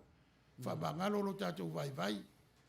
Whabangalo nisi o whai mo tātou whiri. Ia wa e sa o tangata ion manatu. Ai o le mele na unau iei paulo. O le uso ma le tua fine ia Yesu Kiristo. E fusfusia i le malosi o le alofa. E whai titi le whamasino atu. Ia e pei o tūlanga ia e le mamau lava maua o ngā tātou li whaola Yesu Kiristo. No mai e whai e pangalia tūla fono tau o tūla fono aulo. Whapopo e maltalo redi. Ia on tātou loa rea. E le aila e le nal tua oi. Tātou arufa ia i pei o tātou lava. A o i tātou fili. Ia le vanga whangtana na. Tātou te talo whamangaro i tātou fili. Mar whamoe o whapena fo i lantou wao. Rotu umo tangata. Tātou whewa i ma upu matango fie. Whamtala i le whātua tuanga o rea kare sia ma rea kare sia e le soifua maolai. Ia pei o nā e whale tonu ai. E pei o le apapoinga Paulo. Le wa malosi. So soni le wa vai. Ia e vai whatasi ma le o vai le o le vai o lo uso ai oso ai lunga patua ia ale so segnatu na le vai tato fam sinoa ia fenga ale tua ma aperamo e mese fenga ile mango sinai ma mose o lo tau ave tangate Paulo mele tato te lo na sau Yesu e fa ma lama fa o tanga matala le ile alo fa le tua o le a faita wai manu ese ele fa o ina la tatou tu la fono ai fa o ina tatou ile alo fa le tua Yesu Kiristo me fa me ia wa la fa mai si ele e tu ma wa tu la fono ele suia ia ele fa ia tu sepe sa o sei fu al tanga ten me tonu wai ma me wo ilo no loto mo no fatu mo no nga ia e fu mai fo i de me o sei fu ma lo tuai ia so se ya tu lea Manuia ma lo lava esele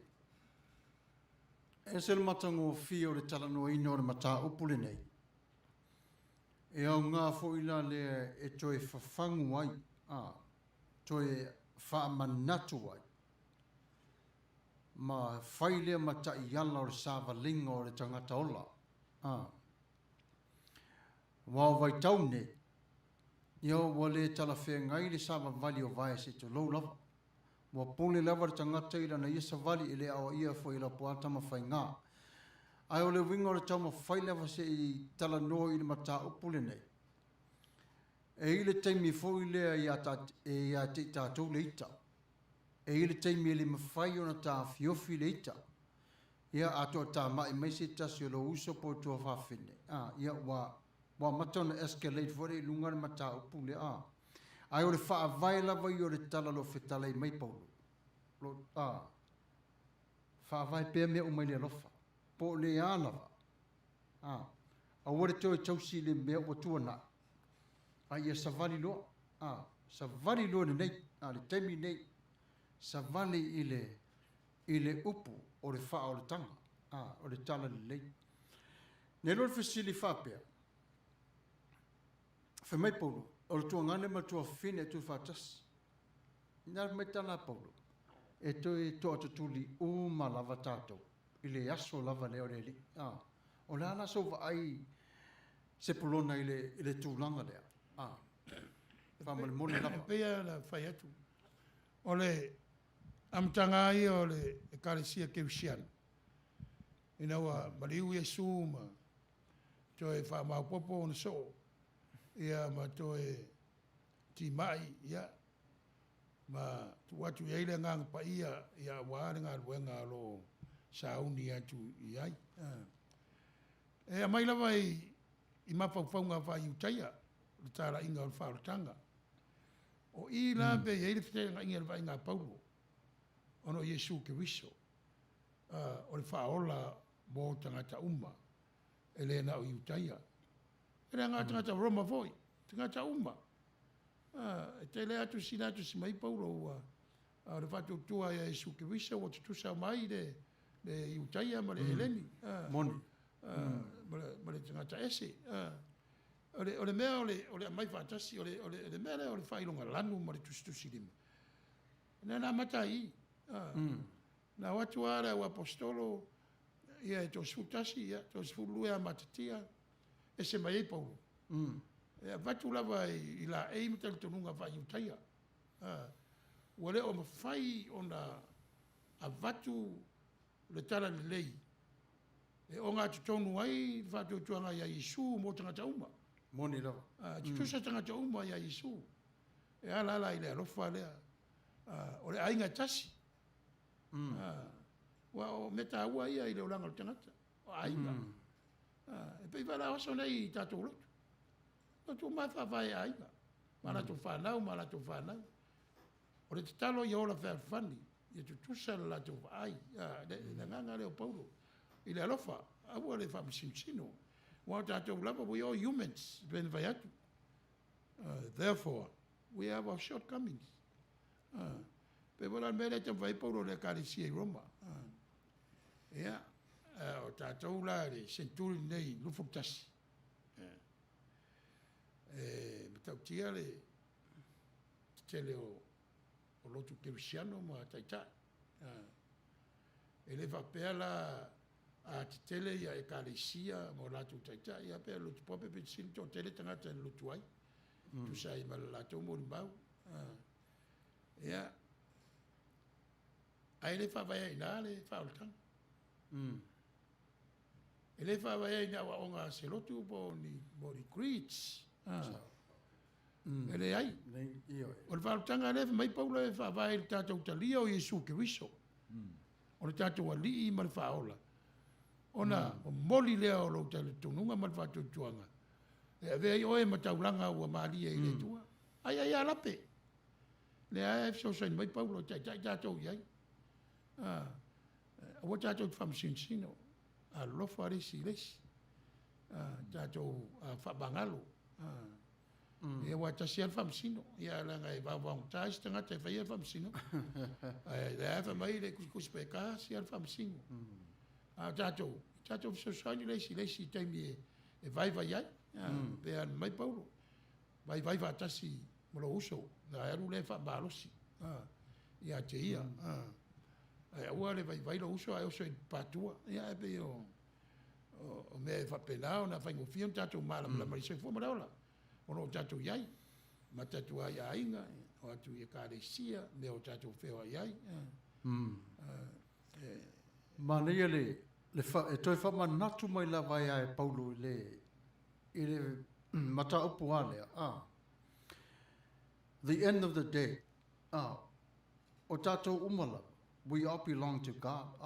o ia na whiwhilia I tātou e whananau I le larolangi le nei, whātau ngui nei lona whina ngalo. Nera whamanatu lava I Paulo, ia.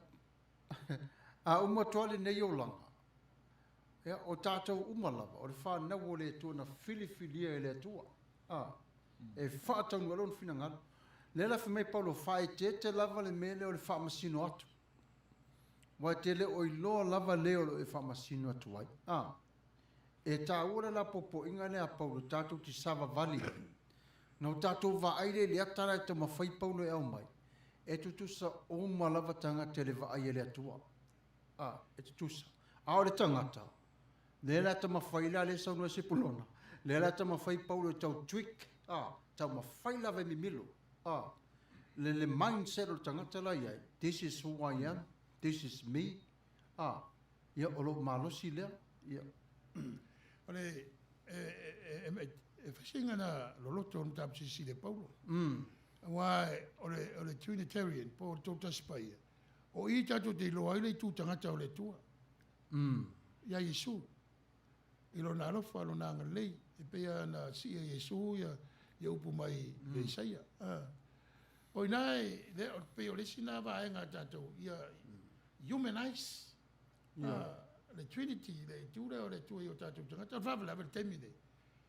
O le tae o le sa, I le tunua nei, tau e lalang. O I nā tātou te loa I e se u mā tātou. O I nā fo I nā o atu lai mai ai le whinaunga lea, I le wā o peo le tātou o tunu temine nei. O ai e sili, o ai e le taulia, o ai e manu malo o le latu sao, whawaina o le tunu. O le tunu aia, o le tunu o te tala wanoa I awala wa mwhai o na saunia. E sa ili mai ai, wa e le atupu maola le, bang nan nei vai tau a whaare tonu. Pei o le tau o le nā whamanatu ale tusile a Paulo I le kalesia I Roma. Ina ia avese le whailonga lanu. O tau I utaia o mātou e leni o tau Roma. O tau Efeso, o tau Karatia. Le tau vai ia Paulo e watu tusi. Ia nofa whare whani. Ia tasi. Ia Yesu Keriso. E ala I le rofa. E ala I le lātou whaasoa ma le anga lei o le tasi, le tasi. Me ala ia o le te roe vai ai le lotu temini. Wa ala tu I le lotu na pala I pala ki aia pe la south e te mo tu tono fasa tu le fa fare talia la kasi ele si ura kapo ai ole papa io nasi la tua la tatarunga papa au Yesu ma la lang ena samba uli papa nga o lanu na fai ele tua le va uta sa ule tua la vea ia le tala le lo nalo Yesu Cristo ela tam vai po so mai la so ele pa langi tatu palangi ele su la to palangi io ena foi msa bo le su sa bo io o pa ora le su tatu mam la pe vai atu na ta pena ele tua sa bo e ala ia na fanua a vai sio e va ta pena ele o ye pula le tua o tangata na fai io o e ola mai o io ta pena le ngari o le vana pa ulia I tonga fa we ama po se ta pena ia na vidiamu ma papu mara wa ona missionary mai la tonga ma wa nana mata tua ana va ailo ya sa mom fe lo mari to fa pero ia vidiamu le la wa mo le me o le fa we le la mua o le kalisia la mosai o mai island sea onga na sa later ai se koe ka mal pesel kala le pe ai si o mai manatu e rusunga o le me fainga tai la u le tilo na o ia ele o verfe au ni tangata fa pau o le me sili le on fainga tai la o le lava tu pea ma ungani tangata o fa tala le tangata o fa kirisianoina o lo no winga le le tala le wa o mai le tala le ia tatu ai sili musa tatu ni u le tala le o na le loa te u le va mlista Whamasino al tara le tātou. Mana ia whina lo tiuri le e tu mai lunga. Le au SAI, i moni whamaoni. Restream. Anti-lafsa, nobody's perfect. Maro na sunga al toina. Paftai lango mai le vai o le nei polo kalame. Paftai lava e tu sai il soani. Ia matuile au ese il finangaro la sunga al toina o naita auto nalta tum ta absisi. Au le tau fai atu. Ai Manuia lava la sunga al toina. Anga le voi le tua i fai mo tiute me se fenga ia ma pulenga mtanga wenga ia me se tato vama. Ma le UCC ia Manuia tele o lua ma fatua matina ia. Ma no falo ma le carecia vai oreola. Malo. Kele manatu e tar pese na nga furinga e pai se ele tato. Ale la tar pese e ta u o sui fua ma le ola tangata tali tonu ile tua. Mo le ola fai taulanga. E an pese na mo tato nete. Aro. Au pe lima tala tal pese le.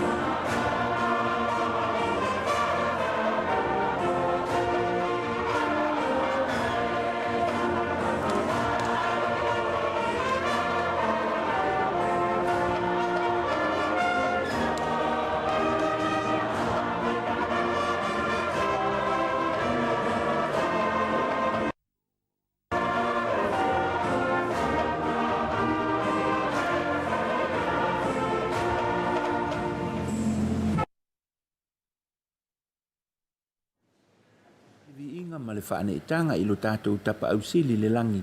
O Manuia me uma i lona whaatasi mai, malutia si o tātou atunu o Samoa, i lona anganga, i le whaatasi mai pea, a o whea ngai ai lo tātou atunu o ma le lalolangi atoa, i le pepesi ai o le whamai. Ia te ia pea le vi inga e whaavavau lava. Whaatalofa ili whaafonga si o tātou atunuu o mawhai na māu mai tātou whaasela launga i le nei fo i vaenga le aso. Ia lo mai o le nisi le nei o whaapoponga e nisi o tala mai Samoa. E tumu atua tātou tala o le vai teimi lava whaape nei o tau sanga taitasi e maasani e lava na saili le tau sala o Samoa po le Miss Samoa e whaaiu iei por kalame o le te wila. A o le io o la i leva i aso o le tau sala o Samoa e tumua i lava le tau vanga ale asosi o whaafine o le lato Miss Drag Queen. Na whaalia le presidente o le asosi o whaafine i Samoa le susunga ia Alex Sua.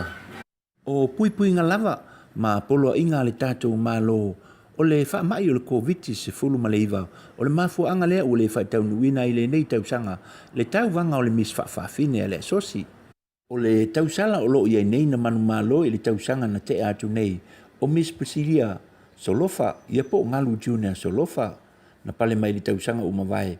O loo toi whaawua wina le tau aveina o le pale o le Miss Whaafine i le nei tausanga. Ua whaalia ai lai le presidente se sunga i le li ilo ia Alex Sua. O seleni umalava e masani o na maua mai ia la tausala i tausanga taitasi. E tufa ina atu i whaalapu tupatonga i to tonu o Samoa e mana o mia le fisosoani. O le tausanga nei la wale aise vaenga tupe o maua e le whaalapu tupatonga.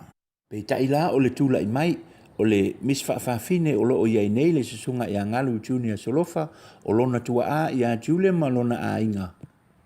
Le ala ua maua ai le seleni e ono afe ta la ua tufa ina nei i whaalapu tupatonga ese e ono i tonu le atunu, lea e au fiai, le asosi o ka nesa i tonu o Samoa, o le asosi e whaafine tausi soifua, o le senese inclusive education, le a onga ai la tau le ato toa le malosi le loto tau mawhai, o le to manga mo e pupua ngā tia, whapea i mele maota o lo tausi ai matua tausi, po tangata matutua, i le mapu i whangalele.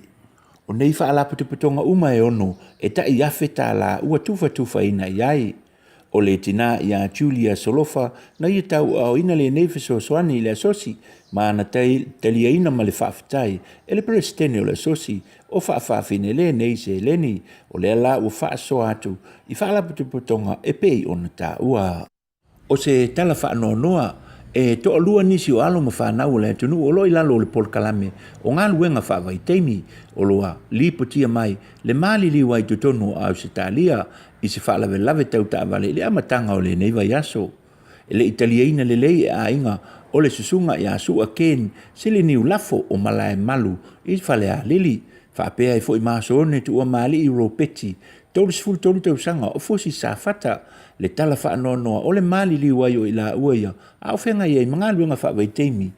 I totonu o au se talia a wālava le sa ilinga leo luma i Manuia mo a inga i Samonei. Sau noa le tu a o asone tu o mali i ropeti i lunga o le televise o le tolu waile nei o tau sanga tolo na awa i atu lona atalii i nei ngā luenga whaavai teimi i atu nui fafo ma o lona 5 matau fo i lea o lona a inga. I to tonu o le lua tau sanga umawai ua mae o na whauina lo na whale fou o lo nofo ai nei whaatau ai ma le lātou taavale e lona atali i peitai o se tala ua whaate ia ai o ia ma le whanau whapea i fo i maletina o le ainga e le mawhaina ngalo o sone ia i la ua whaalia le tama o asone o le lona whale o le la whanau to valu mai le i whaia sona ainga. O le masino o ke topa o le tausanga na te atu nei, na malanga atu ai la ua nei, i ngā luenga whaavai teimi au se tālia, ma le wha moe toi fo i mai ia perila o le tausanga nei. E taru ai ono o polo inga ma le tāpunia, o whemalanga inga whaavao malo, ono o le wha mai o le COVID se fulu ma le iwa, o a mafu ai ono toi whaapopo isi masena, eno nofo ai tutonu au se tālia. Ele i mawala se avanoa e wheloa e atu ai, i le pulusili o le matanga luenga o leipa o lo ngafa, ma le awina atu o tātou tangata i Samoa nei, i ngā luenga whaavai teimi i atu nuu i fafo. O nisi o tala, ua wa ia le to o tele o alu ma whanau i kolisi ese i tutonu o le atu nuu, le anga i lea o tauina le to mai i mata upu tau whaato anga. O le asola na whaalia i le kolisi, o le fifi Samoa nei, le whaataua ina leo le au tauina, o le whanau i le whaatinoina o le titoina, o whala au aina o le kapisi, tamato, kukama, whape e fwoi maisi whala au ese. O le lua ile nei o tausanga, talu ona wha malosia le nei mata upu, tau whai wha atoanga ili kolisi o le fifi, e amata mai lea ili wasenga iwa, se ia o ili wasena se fuluma le tolu.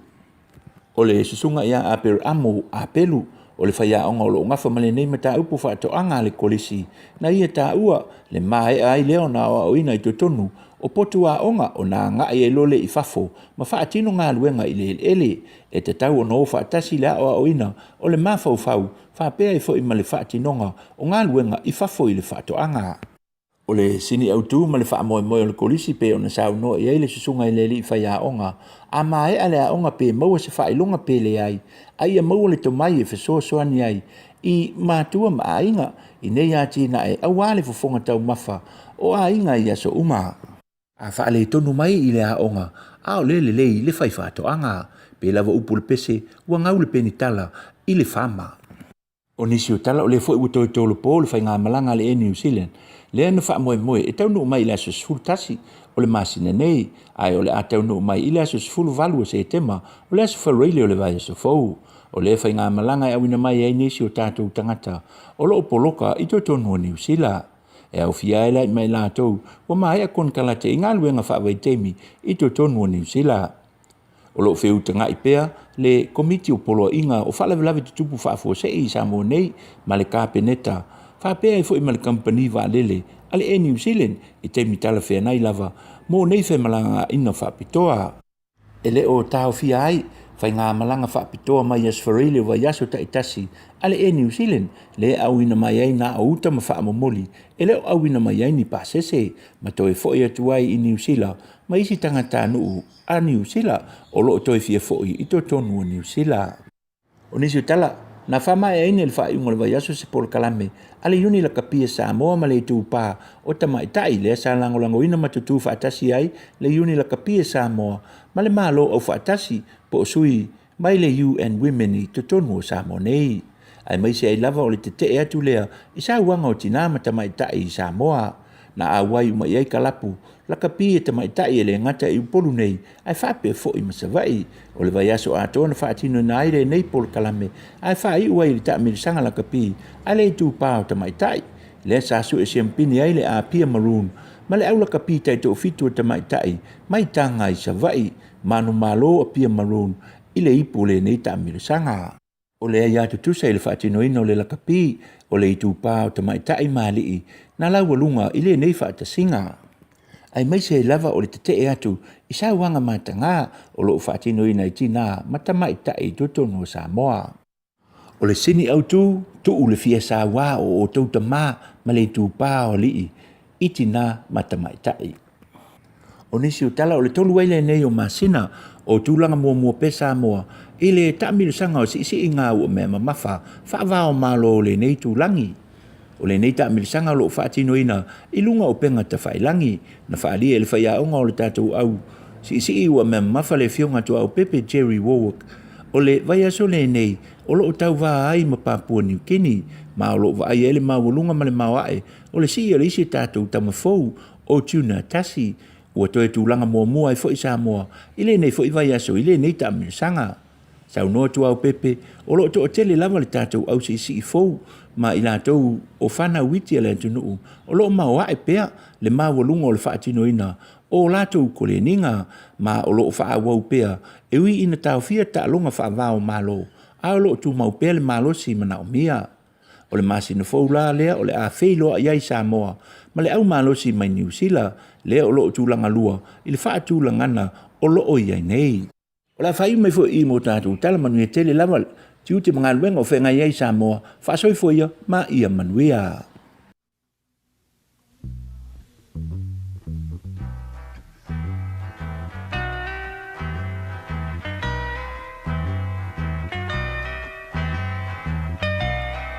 And it keeps right on the hurting since you're gone.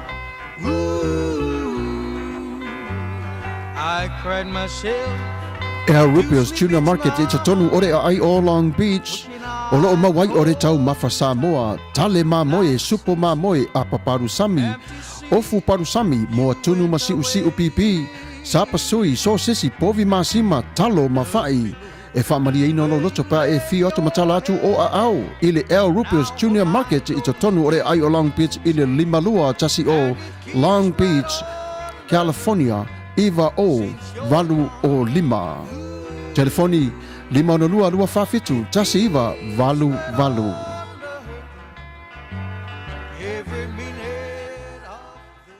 Le tautua, le Al Rupios Junior Market, ia le nā o loo whaawawina i vai aso taitasi. Io yaso fitu aso le vai aso, tautua i lea maketi Samoa, ia te oe Samoa, ele na o Samoa, o lo iai foi o loa o le atunu o Mexico, ia e mau e foi le mea tau samivela, ia le tuainga Mexico, fitu aso le vai aso, a o tātou la vai ia mea tau mafa Samoa, mea tau mafa vela, ia o le nā ua matamai le aso tofi, aso whareile, aso tō nai, aso sā, ia ma le aso ngafua, le aso ananafi. A fia maua la se tau sami vela, ia asi ai i le aso tofi, aso whareile, aso tō nai, 5 aso le vai aso, e na o le aso lulu lava, ma le aso lua, o le vai aso e le maua ai se tau sami vela, io e api o aso na e 5, mai le aso tofi, i le aso ngafua, e whaatau nai, ia i lau whangata mafa, ia ta pena se tautenga, ia sa ili na iaso pei o na whaalau ilo atu. Le tautua le na al El Rupios Tuna Market mo o Samoa. Le ngata fo ilai leo lo ia se alo le whaipisinisi o le atunuu, le talainga ia tupa i keli pula, ia ma la na pisinisi le na o le tapena ino le la ei, o le ofu so se tuainga mitiafu, ia o le ofu ho ia fia ia li tupuranga mo hoodies, sweaters, ia o pulou, o le matango fia o le tautua lea, e le ni mea fo ia auli, io e ni stickers e auli i o lava, e whao ngā le mea fo ile o le esui, ia o le stitching, ia po le embroidery e whao ngā e le fo i tautua, e umi ai la o na mai le matafi ese ia pe au o ina tā ia ofu ia. Mwhai ona e wala u iai, ta pena isa u mea alofa e ave i se tangata, io e tā e su iai le ngoa o te whina ngalo iai, o se tōninga o se au talavou, o se tōninga o se au taalo, whaafsota iane le li o tupai, keli pula i le telefoni 512 valuvalutasi 5515. Telefoni 512 valuvalutasi 5515. Io e moro silafia le fo i alo le atunu ia o lo ngalue malo sili tautuina o tatou atunu le ngata o maketi mo waile le tau samivela ia o fape fo i le la ei o pulou o mitiafu o sweaters ia maisi lava tu nga lava e su i ai lo swafa e su i ai le ngoro tonu le ngoro tu fio anga puto se mea e le fa nga ina o vanga ia to inga me fo io stickers e auli pe lo lomi i ofu io e vavia ese ia ma vave matafi a vanga le esui io e anga i la e le lelo vala wana iai tupai keli pula i le numera 512 valuvalutasi 5515 io le fu tato iai le vai tipo le masina e ni fa mai ai le vainga o tusi ngai ngoa i California nei io e male atu nei ia e le lelo to e silsila nei iai io e tusi le ngoa o e malu ainga io e a o le i io o mai o na taimi pui uma o le masina nei fa mai ai le fo i vainga nisi na o tatu io e watu whaatasi ma tatu talafou mai Samoa i masalo se taimi o le vai aso la tu to e whanongongo e fo i e tatu talafou i o tatu lau whanua. Ai, ai si mai le whaafonga ia o le whaawawina o le tatu por kalami.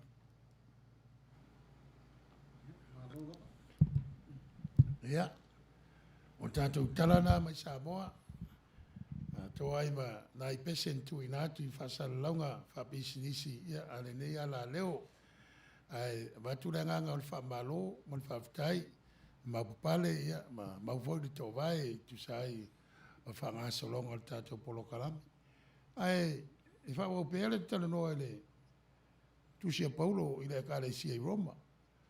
Whawhita auli na whengai ma le ekalesia, le centuri mo mua, se i whaasolo mai lava, ina wo mai le taimi na tali ai le lo tu Cristiano le malo Roma ala il Kaisara Constantine ai le foule mea o le failonga lan o le tusi lima mea la le na lua i Paulo e ave ese le toa inga mafau lea mai la au Cristiano i utaia ia mara au Cristiano nu ese be on fai atu tele ka le sia ya sia iti le ta wona o Turkey nei aso o suria lo tu maule la to ingoa e le ni foi lo tu maula to ingoa sa walta la inga Paulo ya sia iti alu Europa wa o e le ni e la lo o le tule o Europa se bena ya Roma ai tele va vita uli na fenga i ma Paulo ona ole se senga o le whaamtala ina o le whaatuatuanga e isi tai o le lotu Cristiano in aso pe o kefa ma Apollo wa le whaapea na o le au tosfurulua lea e whaita wai ma matatia le uto sfutolu ia Paulo o le tūranga lea e manatu lava o le lotu Cristiano o le vaenga o le lotu Iutaia a wiche e sao se si tu ai se si tu le vai Paulo awa onga o Paulo tu sai mal tu la fono ma onga fa fasai pe on vai atu le fai a onga tu la fono na onga i Paulo ia Gabriel na ta mai le tu si nga buen ia tu su e voi ai le tera fa so pito o le tanga ta mai fai a onga na Paulo mela na misalo Paulo ma si ta io lo Cristiano ia va tu le Paulo tato wo a tato talo no tu la fono ya o le farisaio champini o tu la fono tato wa lava le wina ai no va la wina e la ngang pa ia ona vele e o le tamai la le tatala ai la na va ai e tu langa o le lotu Cristiano lea wa ia fatuina i le tele o ai ia se o lava i Coronito al fa mo ai taunu i Roma le la mua le malo lo pulel la langi na on po le mela le fin na wai Paulo e o mai temi nei o le fotato te vai ai o le failo na lan ma le tam fai na ma toa e loia le tua ma Yesu ia le mena folinga mai la rua kalesia la o se tanga tonu ese fa tu la tu kalesia o se tata i te pe le mena o le fin na wai Paulo ia awone tupu o le kalesia o la inga tasi te le wan tusi e la fa o la mai ele tino o tangata e fa tusa ia ia le kalesia na ia ngaru rua fa tasi e o ngā tangata umba ale tulanga le fa ilonga lang ia mo tribal thinking e amata ia Israel suma lua i tu ainga e tawa misa apo na wa alua e pe ia va pe o le sifa pengale o Utah o tangata e Peru Hebrew pe asu me sa wele u Hebrew ia ele ai ma wa me sa wa ai o tamalo no fa alea ma Jacopo tamale o Utah tamale mana o na fata wai a Josefa tu pera na fata wai Josefa ia le foi fata wai Utah il fega info fega ai filinga le tua fa Manuia la tu tama fa tu sai Utah o le Liona ia dai fa tu sai malo o Utah ai o le tala lei ai Isu o le tala lei wa sau e fafau mea masui ma wa o le lei ia tūlanga o le finangalo o le tua o le alofa o le anga le lei a apatu i tangata ua le amana ia ma tūla fo ina a apatu i tangata o tau mia i tūla fono ma whainga le malo o le whamoe moena o le tuon sawa Iesu awa e mere mai Paulo Ele fai tato mamlama le humanity o le tua. Ele fai tato mamlama ile tu tangata o le tua. Pa tato le taria Yesu. Mo tato wola ye tu sawa onga Yesu. Fa mo mena Paulo. Ele fai lana veseme o tu silima. Tato o mai fo ne vai kemi ya o ka tele o ka le sia Cristiano. Ia e foi se ka le sia e se foi la tau tato nunga. A fe ala va o to i fina wa. Ia e pe yo fa mo o program. Fa lo tele ya oi. Fe la va le ka le sia o engalu me fa maoni. Mo lua mo lo tonu ato to mo lo fa tutua. Ngalua mo lo va ai lo fa i le si uso atangata. One a vele se senga o tala inga malotu e fai ma pa vai loto. Wa o sa mo wata mai ainga. Mata wa ainga e mo wa lotu ma mona, lotu pope, la mosa, me tutisi. A ona mata o tala no di tonu o mata o fale i fale. Ele ira ele taudia po fele ai karisia te lotu ai. Tala no ile me ile le ai fa mo mo ora ainga de mele tu. Ona umara so muri tanga tela na lotu. Ia i lo fa tanga tela sa on mera ta po ia sa o mana ia manatu de le me fai me le. Ia tu langa pa pena. I tu langa foi o lo tatu ia ne. Wa pe an fai atu. O le me pi silin se. O lo foi mai na o Silvia le tua. Lo no winga na o yo na ile tua. Ia. O tato uma tangata fai le tua, o tato o tangata o le tua. Ele o ninga tato, ve o puien va nga sunga to ina o Packers. Tato o tangata vai mane, fia ola aisi mo le fa o tanga. O te le lo te le upu le fa tap si le upu le na fa nga to ina. Ia e pe va pena, o tato umasi. Le mea lea popo e Paulo. A wad famsino. E marosi la lofa. Marosi la mai fatasi. Marosi la nganga fa le ainga ki tongo le kalesia. Ora fe alfani. O le moni mauna pe mai Yesu. A tau le fe alfani. E le ilola o tau e lala. Ia o ile tatu pa ue. O ile luina tatu. Sine e launga mai li spefewa le fai tia. O tuli spefewa la. Ai le fa longo o la se me le o maua tafi la vo se me le telia tu er yo al va la tatu te o ma tatu fa msino a isna asa le o le tua le tatu fe la tatu le pule le tua moni pule le tua tatu pe sta fa yetu na Manuia Manuia tele lo talaina fala o tele o le va ai o le tangata ia i lona ia lava sa ili le tua po lenga lua i le tua. Manuia le sa faina. Se a maila le tala le se ne sau no ia i le tala i te tono lo ainga Le tele o la e tapo. Se fonga i le upu O le la au e tapo ai ai. A o mai tono lo ainga. Ia e tatitia umala. Ai tala no la vana lo ainga. O le winga lo tala o tangata na tupu mai i o matou matua. Manuia. Ia ve matou tau songa.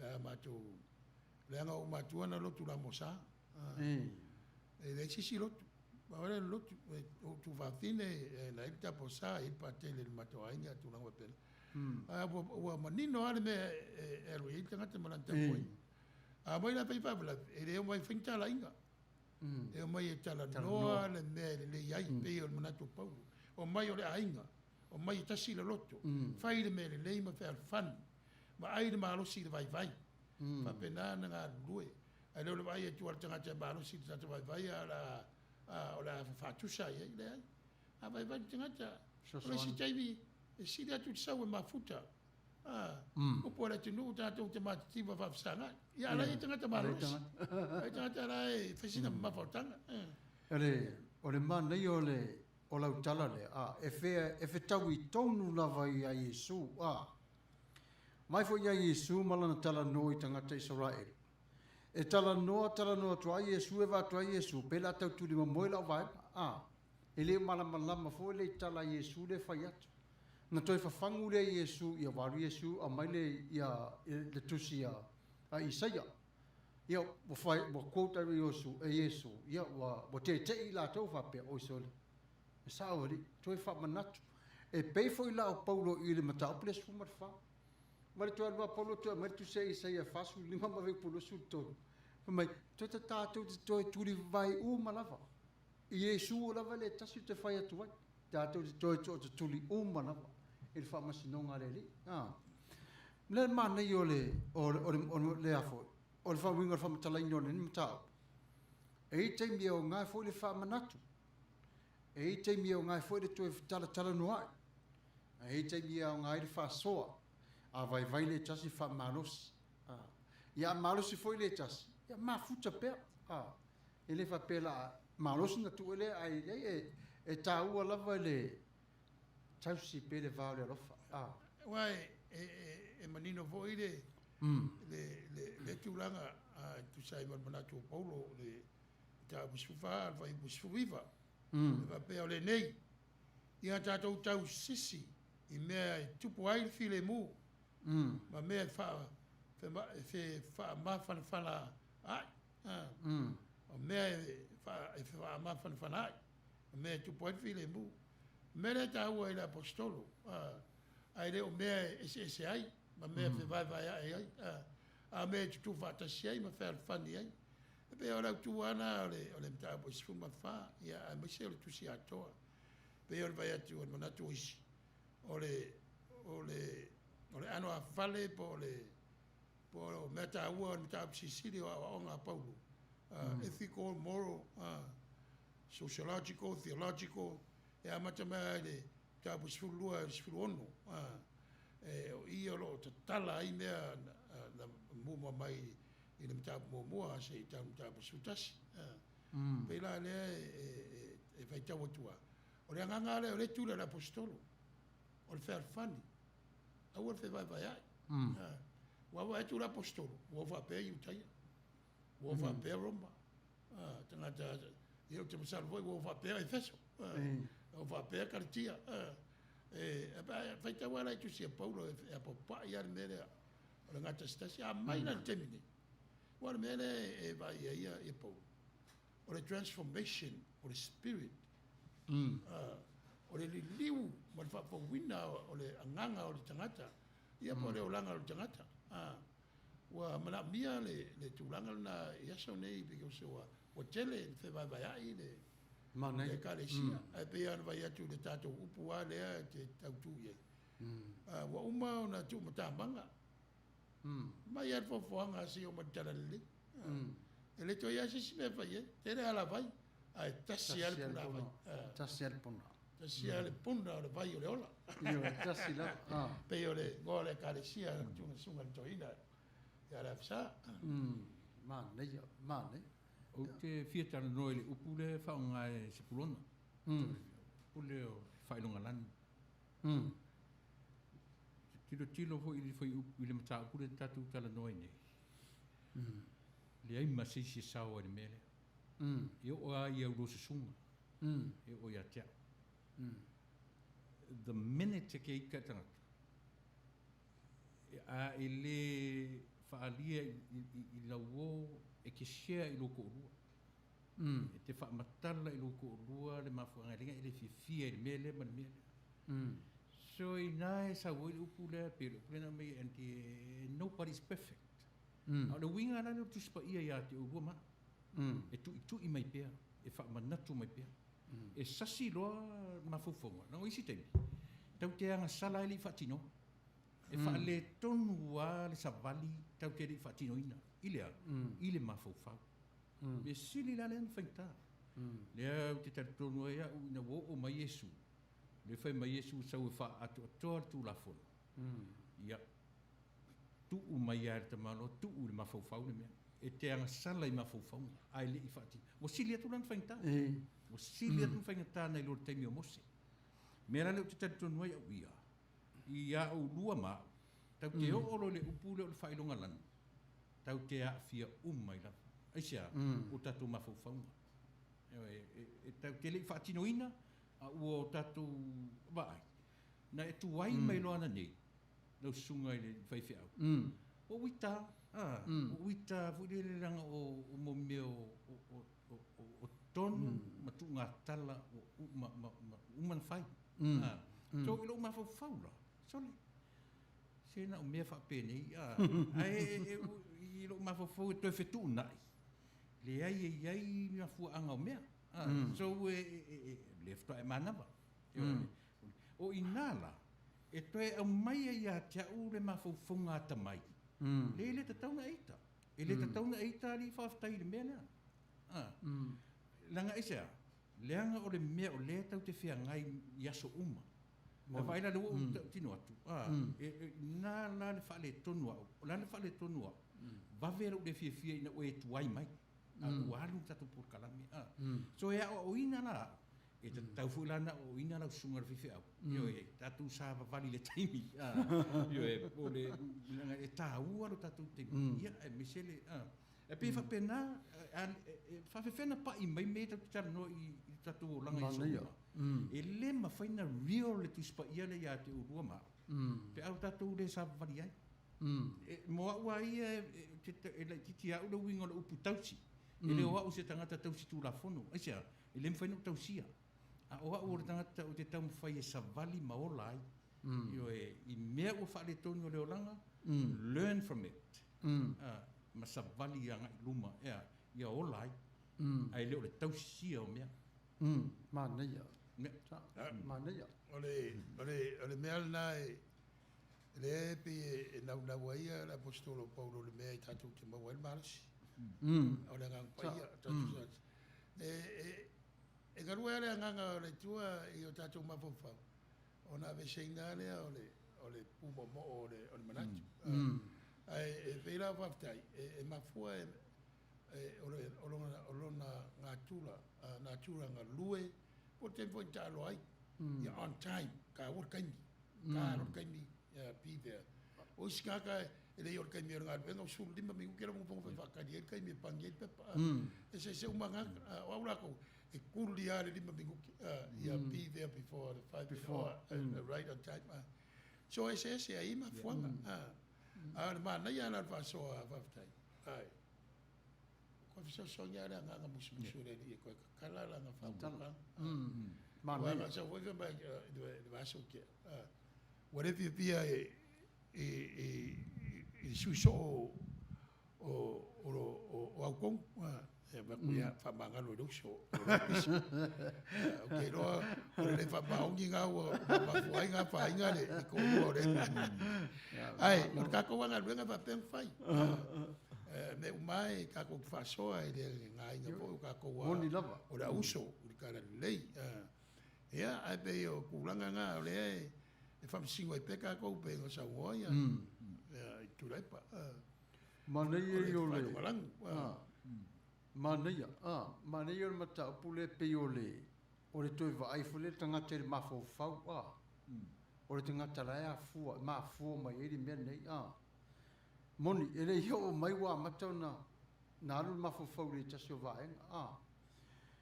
E sa ola tala le e sa vali wo live na pa u.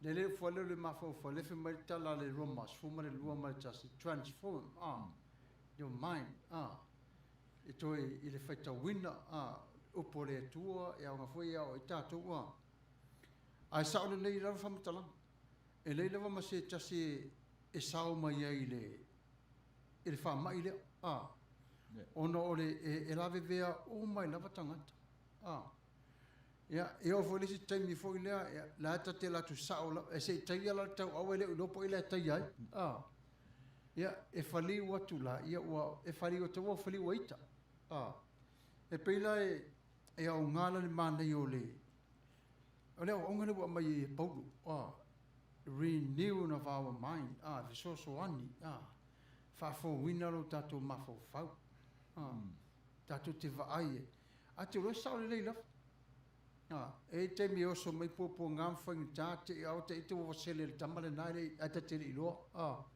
io no tapa u te lo mata ite ai ono le natura fare tangata lava ia tato ye umala vai le vainga le nei tato ye umala tato vai for tato atu nui nei mata utia ma tau tia la wa tele tangata lan wa le lo ala va se si ia se tau fa tu pela la tale o le fie fe yo ma to ainga ai fa ia tangata pa pa e tala le fe mai o tangata lan ai le ta wala to tangata pa e tala pa profai mai lo lanta ai fa fe mato o lan volan pa pa ai se lana ia la moli mau fa mai o le statement le la vea te le Amerika le malama mai Amerika le fa o nga se para langi o pule people of color people of color o le pointing al pa langi le tangata lan le fa i longa lan al pa langi le o mai nei lai ala wa le fo ma tangata lan le o pola vale people of color avai fo le sawa a paulo le sawa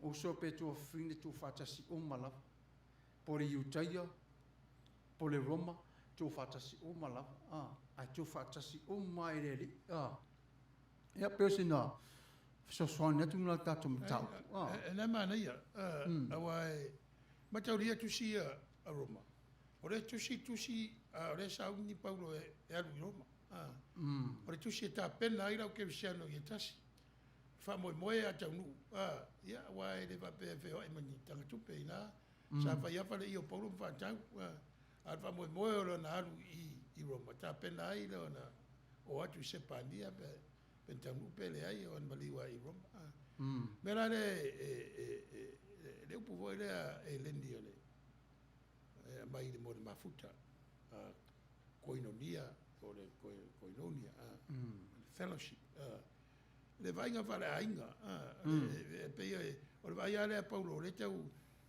ti mai ma fi na o tu ai la ke visiano i utaia ma tanga tau no ese o le ainga tasi i le fatu tua pe o mele o le ai me foi le la veita to yeso ni le wa sa no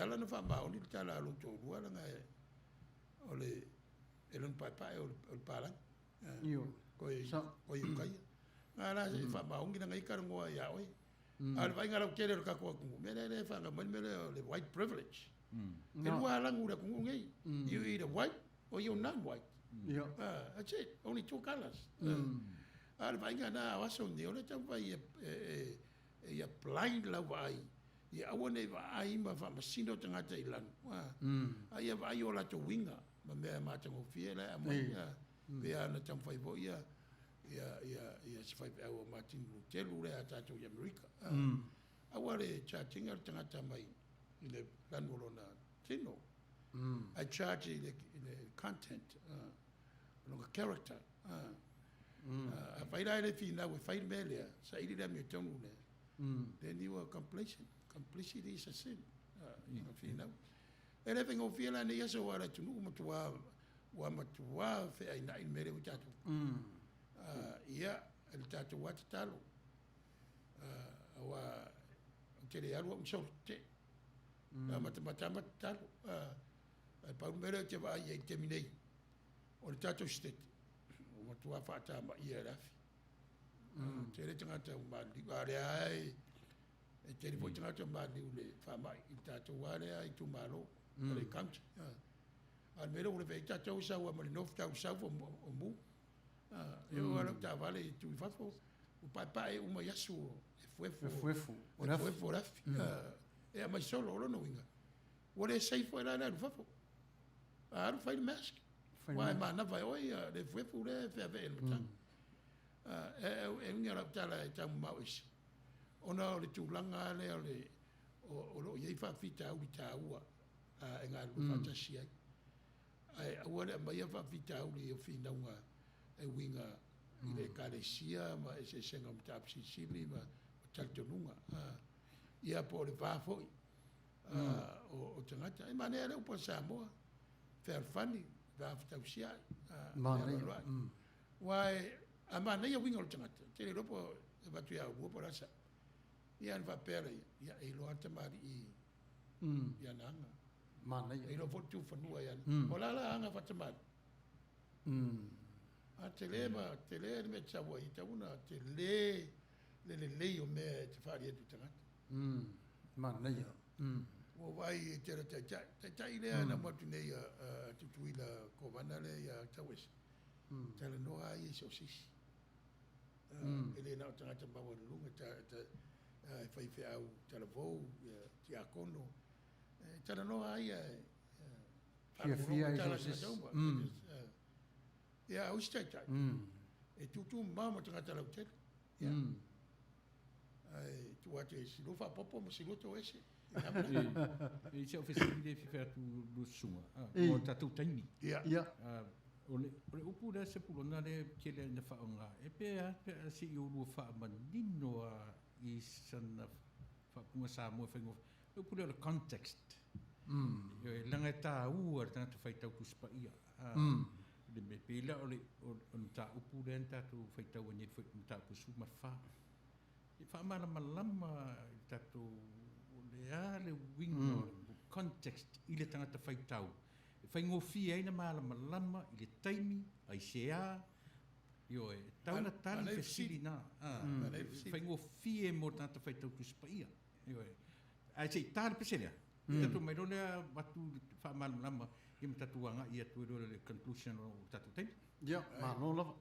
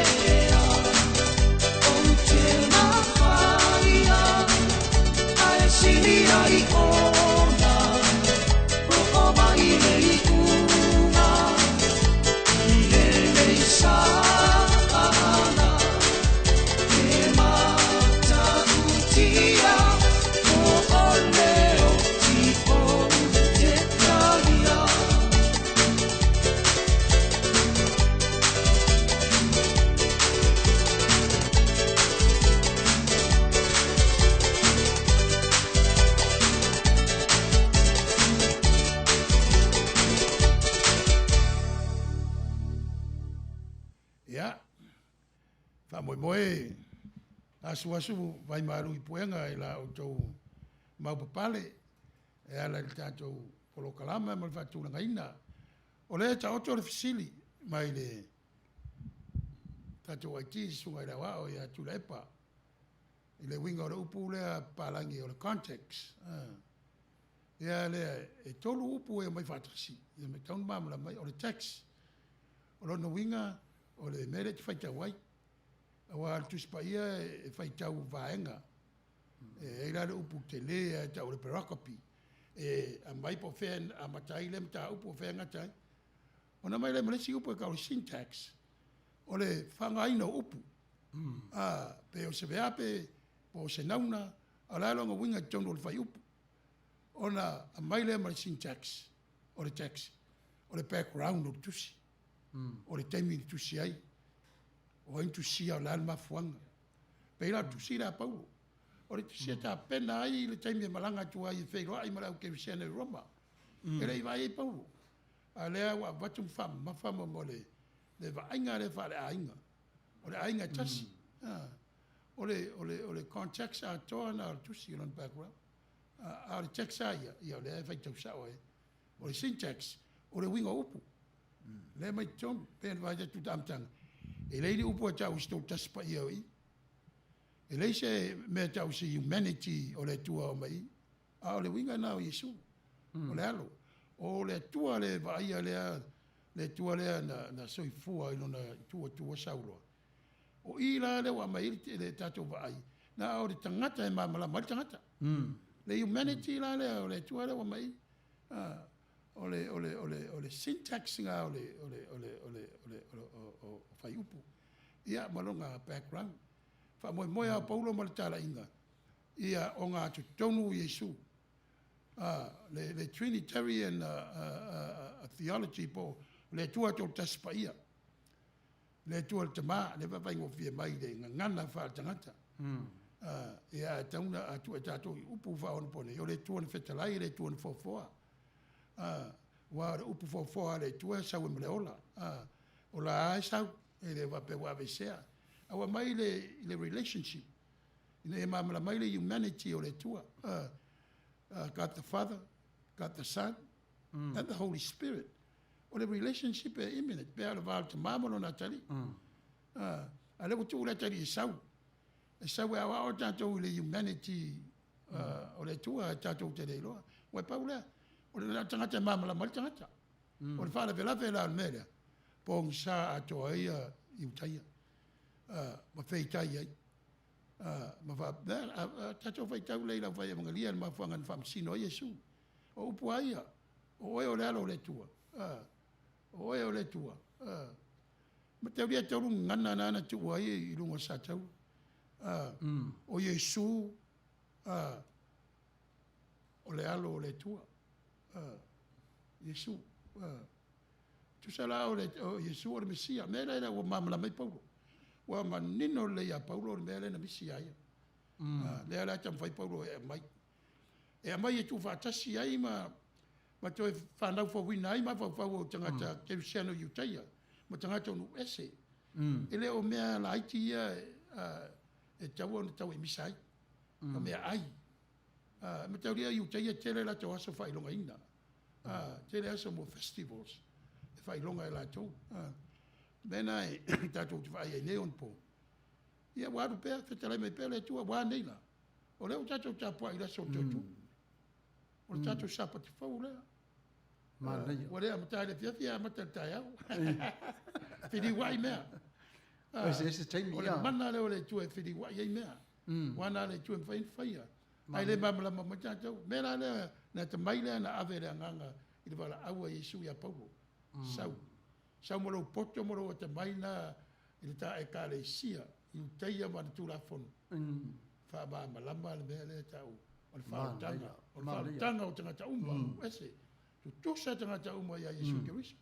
A le mea le tātou tinga inga. Wale mwhai tātou tasi ia Yesu Kiriso. Ewa veku. Pa e are Yesu la. E uri aho le Yesu a me uri aho. Lang moanga voi brown le Yesu o Samu. Ia. Wa sa ule tua pe fa sa wa tua sa ule ule sa mo. Ta pena ina wa tu tala le. Ai mai pese len fa.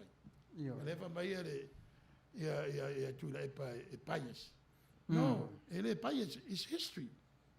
Once you understand your historical background, then you understand the progress of the divine intervention of God in your own history. Mena fa tu tatele o ninga tu spaya. Le fa nga tanga tala mo sa fa tu spaya le tu ala nga le tu ala ngaru. Mo le yo tanga ta mo ya ro ban wi o mai sa. Now the tau the hermeneutics how we Levite. You know, le tasi na le vaenga o le tapinanga o le awa wina o le upu ma le launga ina o le upu.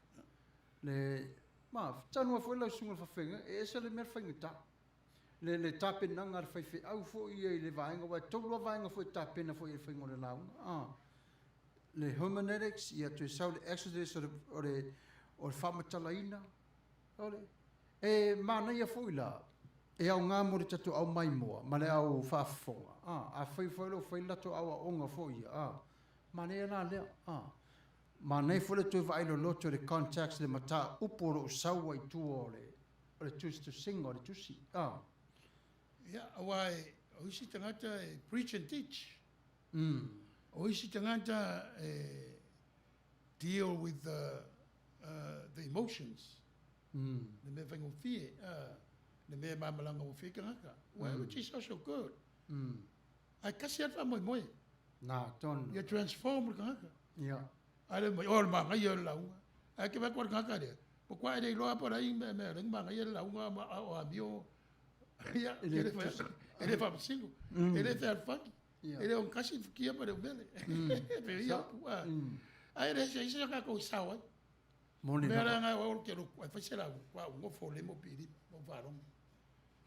Le ale me nga mo ka na me le nga mo ya Paula va ale ke le ngofo la fam single fa la ya la me nga lo lo ku nga o sa le so o la ku mo lo ku o ma la mai o ma ya so ele se nga ele ku se foi de lo ka ke sia e pe al mere va ku o le ke sia mo fa wa I mo le ku a le me la e fa le ku o le fe mo le ku a le pule le ku sa le la fe ai mare ku mo lo ku maula e pule le ku ya o sa le to tele na o le to tele le tangata o tama fai e le liu le upu tam fai le liu le upu ai ngalo ai o le upu le liu ina tato o le upu te ta ia tato o le upu wanga lua ile nganga o le liu tato ma fa o sa o lo kala ki ako o pa u la fa ku le na tonu la ia ai la ku fa re ko o pa u la ida wala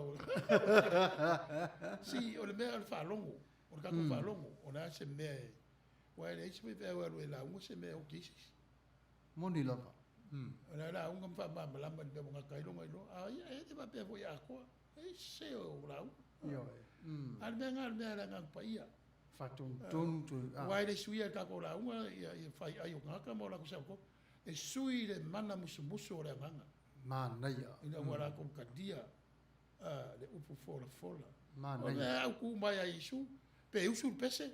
Pe fai kakalo, pe fai la uma. E mai fa kasi uma meia. E au ku ai su. Mana ia. Mana ia le. Ese le o nga Paulo. Le tusia Paulo. Ila na ia foi va ai le o langa o tangata ma le fautuaina o le ola tupu ai o tangata. Tau mo le lofa. O te whatauaina le upule whaunga so e tātou o le tausia ina o le vā. Tausia le vā. Ona le foi toi whaunga fo ila ma. Te uma mau se la walwai. Ala wa vai fore ia le toi whamanatu mai la vai Paulo. Ia e awa luta mamalu tina. Pei le vā lava leo le tau ave mea whenga tuai. E toi tausi mai lava fo I e Paulo. Ia te ua lava le vā lea. Awa ni ave sea. Ona o le vā fo lea Iesu malon tama. O le vā fo lea Iesu matangata. O te taritonu o le uke a tōre nā mta o le sufa. O le upule nā le lua o na mta I tusi. E wha matala uma mea. O le nā, o le uke a tōre nā. Tau te leilolo tau si le vā ma le sangata. Tau te li lo foi la le va tapu ia mo tatu tu. Na. Mana. Nei aro pura Samoa. O te au ai fo. Te lango ina. Le manatu na. O le va. La voia mai le ferfat. O le va. O le va. E le upu e le tūtasi. O le upu e whasalafa. Whaita o itanga ta umba. Whatasi ma le tua. Lo vā ma le tua. Mau vā ma mau tua oi ma tangata. Vā ma lo fili. Vā ma tangata umba. Mera na mai vai mo sifu mai wha papo mai pau. A wa tātou te whaise me tau sua ia i leu sa vai vai. Tau te wate vai si le whatou tua. Ai tātou tam whai build up. Ia watu me a tiae aire i marosi o tangata u vai vai. Ai awa tātou whatua ni me ia tēnā tangata pe amuisa. Whamasino isna ia pe o nā tura nā o le tāloi paua ma papoi mai ia tātou. Aua. Ai tātou tausi le wā whērwhani ma futa whātasi. Nea me tā ua ea paulo. Le ainga. O le ainga le lotu. Tasi ia. Ia pera lua saunoa.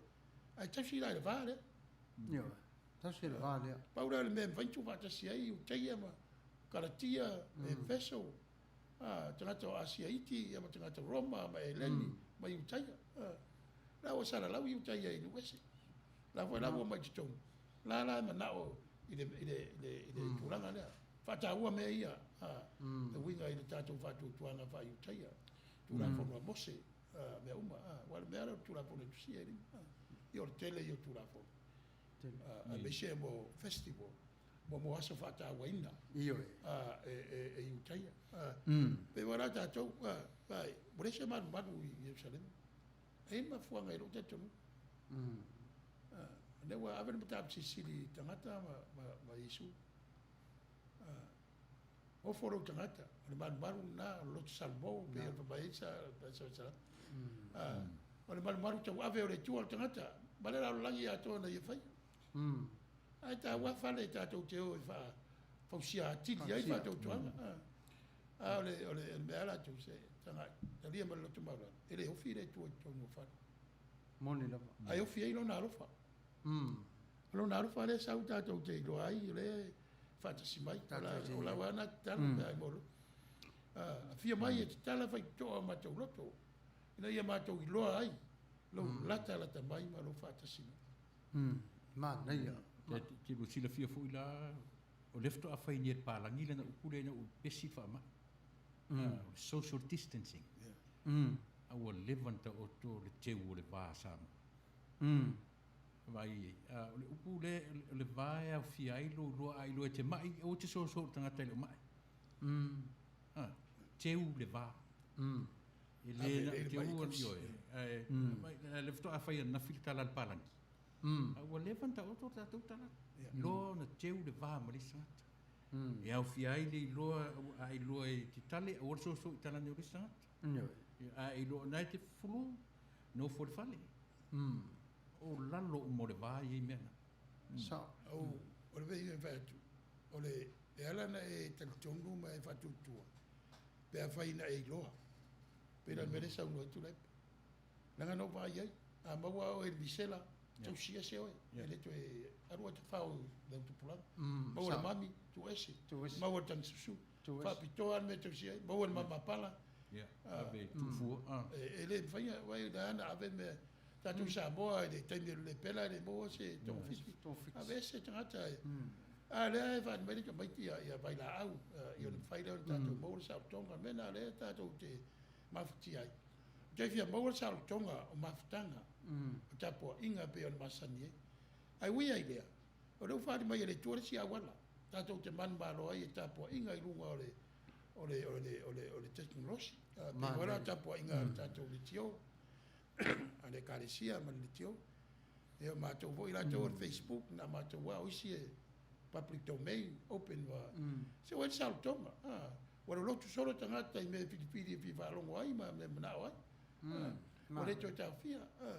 So ore sina wala wa ye no po le tele a lo tu fa marso fa Facebook ya pe voi la ta to le tio mo ta to ele Amerika na kolopo le tio pa i uma i vai ga mo la langi fso tai ni marusi o le mere Sa. mela na fa fta ye tua ya o lo ta fai pe ya le ata ke ana ya na i me ta to no wan man wi o re karisia no ila no ta tai ngari so mai da wa o tire ya me se lo ram ram so to ya ri mo fe ngai ga o si ya ai a ro si wa Mone rusumo no tatu tem, o tuia ni ia vanoa e samap mai le tatu e se si. Ya. Mon. Ava kuri e. Ya. E no sunga fe fe au e ke ama kamea ya va nga wala va e. Ki ku fa ka sia le au nga le wa uma nga ma fa ma ka osi mai e sunga e le wa. Le au nga mare uke le. Ya. Ku si Roma. Ole tatou porkalame le nei tū la fiafi. Tatou te loa lava le tatou vā ma le tua. O Yesu Kiriso. Le vā le sa vā i tatou ma le tua. Au mai lava i le tua lo nalo pele to tasi. Ia toe so o tia i le vā lea sa le pitia. Sa whaina. Ono o le ang sala. E o mai lava i aso nei. O le afo i le vānu nofo le uso ma le tua whawhine po mātua ma le whānau. Ono le tūla whono lo tau ave pe lava, e aso o ma lava. Ono o le atua na mana vaina. Ono o lo sau el malmene alofa. Ia, e wha leva le vaina i o waso. Ia o ngā tele la le tātou whtala tala i le afiafire nei, ma whatu whai o tātou manatu. Tālu sia, mauru whina ngalo se upo le nei por kalambe. I le au ngā lea i le whaatonu wholau wai ure nei aso, o atai au, ia ma le nei vai aso a toa. Mana tua, i o tātou alo lofa lava i o tātou se tua oi. Tau ma whai pe lava. E i le taimi fo i lea wale ma whai i tātou se ngā luenga. Aise a, ona wale lava tā pena i tātou ai le tu ua o tātou whale. Tatalo, wala au i le atua, e whaatasi mai. O le alo fina ngalo i le nei aso, i le ala le a o savali ai. E a wao fo i le atua i le tā ua savalinga. E tu sai malon fina ngalo i le alofa. A ua le manatu whatau wa a fo i oia i ate oile tangata o le atua. Alofa. Na kero si ano ma whaola ina ma e talia le whatua tua, ona wa e ma whai o mea ti ngā nei. O mea ti ngā nei. E te ngata e le fia mai ate, oi e te ngata e whaanoa noa, e te ngata, so se o langa lava. Ao, oi o te ngata, o ta ua le whawhine po le atali o le atua. E mone tinga, ai whai i aile a ngango le lofa. Whai re ngango le lofa. Ia, o la tu nātu le tatou, tai le nei tūla. Ia na te wha atua ina le tatou matao. Ia ase upu nā mo i tatou le nei temi. Ia, la sunga lo. Maftai. E te tonu wha moe i le te wharuaina. Le tūlanga le saunoanga whengai ma le uso au na whai whiau. O le ngangana tasi. Ai la atu le tātou IT, le sunga reo au e atu le pa. Ia, mo sana saunoanga. Ia ono whai ulo le tātou pō le titalo pe ona masani ai. Maftai, tai atu i a rusunga i whawhengainga. Sunga rau whai ngā ruenga, ia tu sau tatu tā upu tā ua. Tā ua i o nem tā upu tatu taranoai, le ngata o rua māu. Ia so tatu vai, ia au sā mua whaafonga. Te le tatu ia whaafonga me ese uma e kāresia. Ao le lu ia le mātu sau whainga re nei aso. O le kāresia monia. O le kāresia le mātu taranoa koe nei. O le VA. O lo rua vā ma le atua. Mena ta o le kāresia monia. Tātou tau te fo ia, sa ili lo tātou wāwhea ngai ma lo tātou atua. E wha amatala mai fo i le atua i ate oe mau. I oe le mea moni tātou te anga iai. Ao le mea fiafi. Ia e manatu o lea ua. Tau masua lava i mea alo whasa tia mai lo tātou matai. Ia tau wala ilana au whai ngā ruenga. Ua le sanga tunu fo i lau whaafonga mai. Ia o le whiau lea mo i tātou. I o tātou loa o na teu lo tātou wāna nofo. Ua e te toa tāma i mai. Wha le tonu so mātu taranoa atu I lau whaafonga. E oi le atua le whaamatalanga tonu ma sa o whaafia I nai oe. Mo teimi nei sa moa ia tau ia ina ia matua whaitama oe I lo tātou mawhatanga le nei aso. Whea o lape ai le tautua ma le awonanga a whaifi au ia. Ia whaananea le atua tau whina ngalo. Ia a sa mātou lava whe au ma sa mātou tautua o le nei aso. E whia tautua pea ia e ona o le tātou teimi e mamawala e toi whai malanga tuai I maota malawa I la o nei. Ia tua no a fo I whe au mga ruanga masani le aso atai au. Ia pi o le mele no fo ai olo.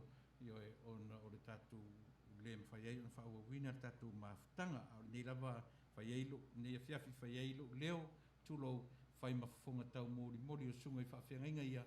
Ia e mātou te whapea tuai Samoa, whaafetai tele. Whaafetai. Ta ati mai fo I manu o le atua I le aso tae o mai malama.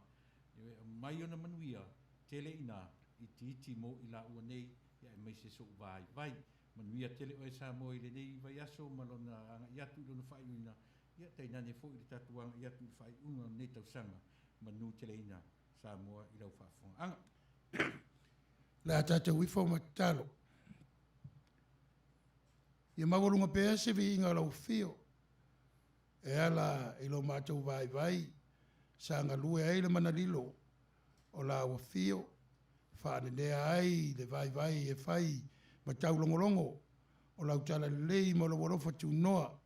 Wa atotoa e ala ilo wale pele o Isu Kiriso.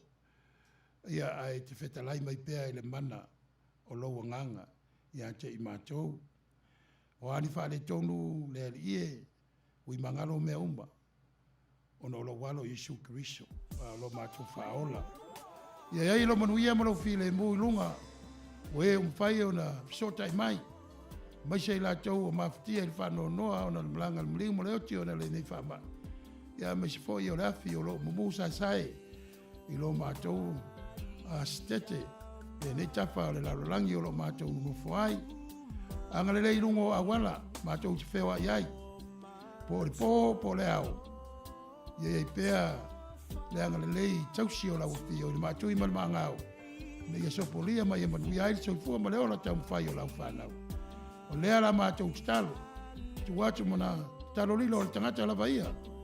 Whai pe iei lau a mitonu mo lau whingalo e au lava o mātou manao. E le swapa Isu Kiriso o mātou talo tuai. Amen.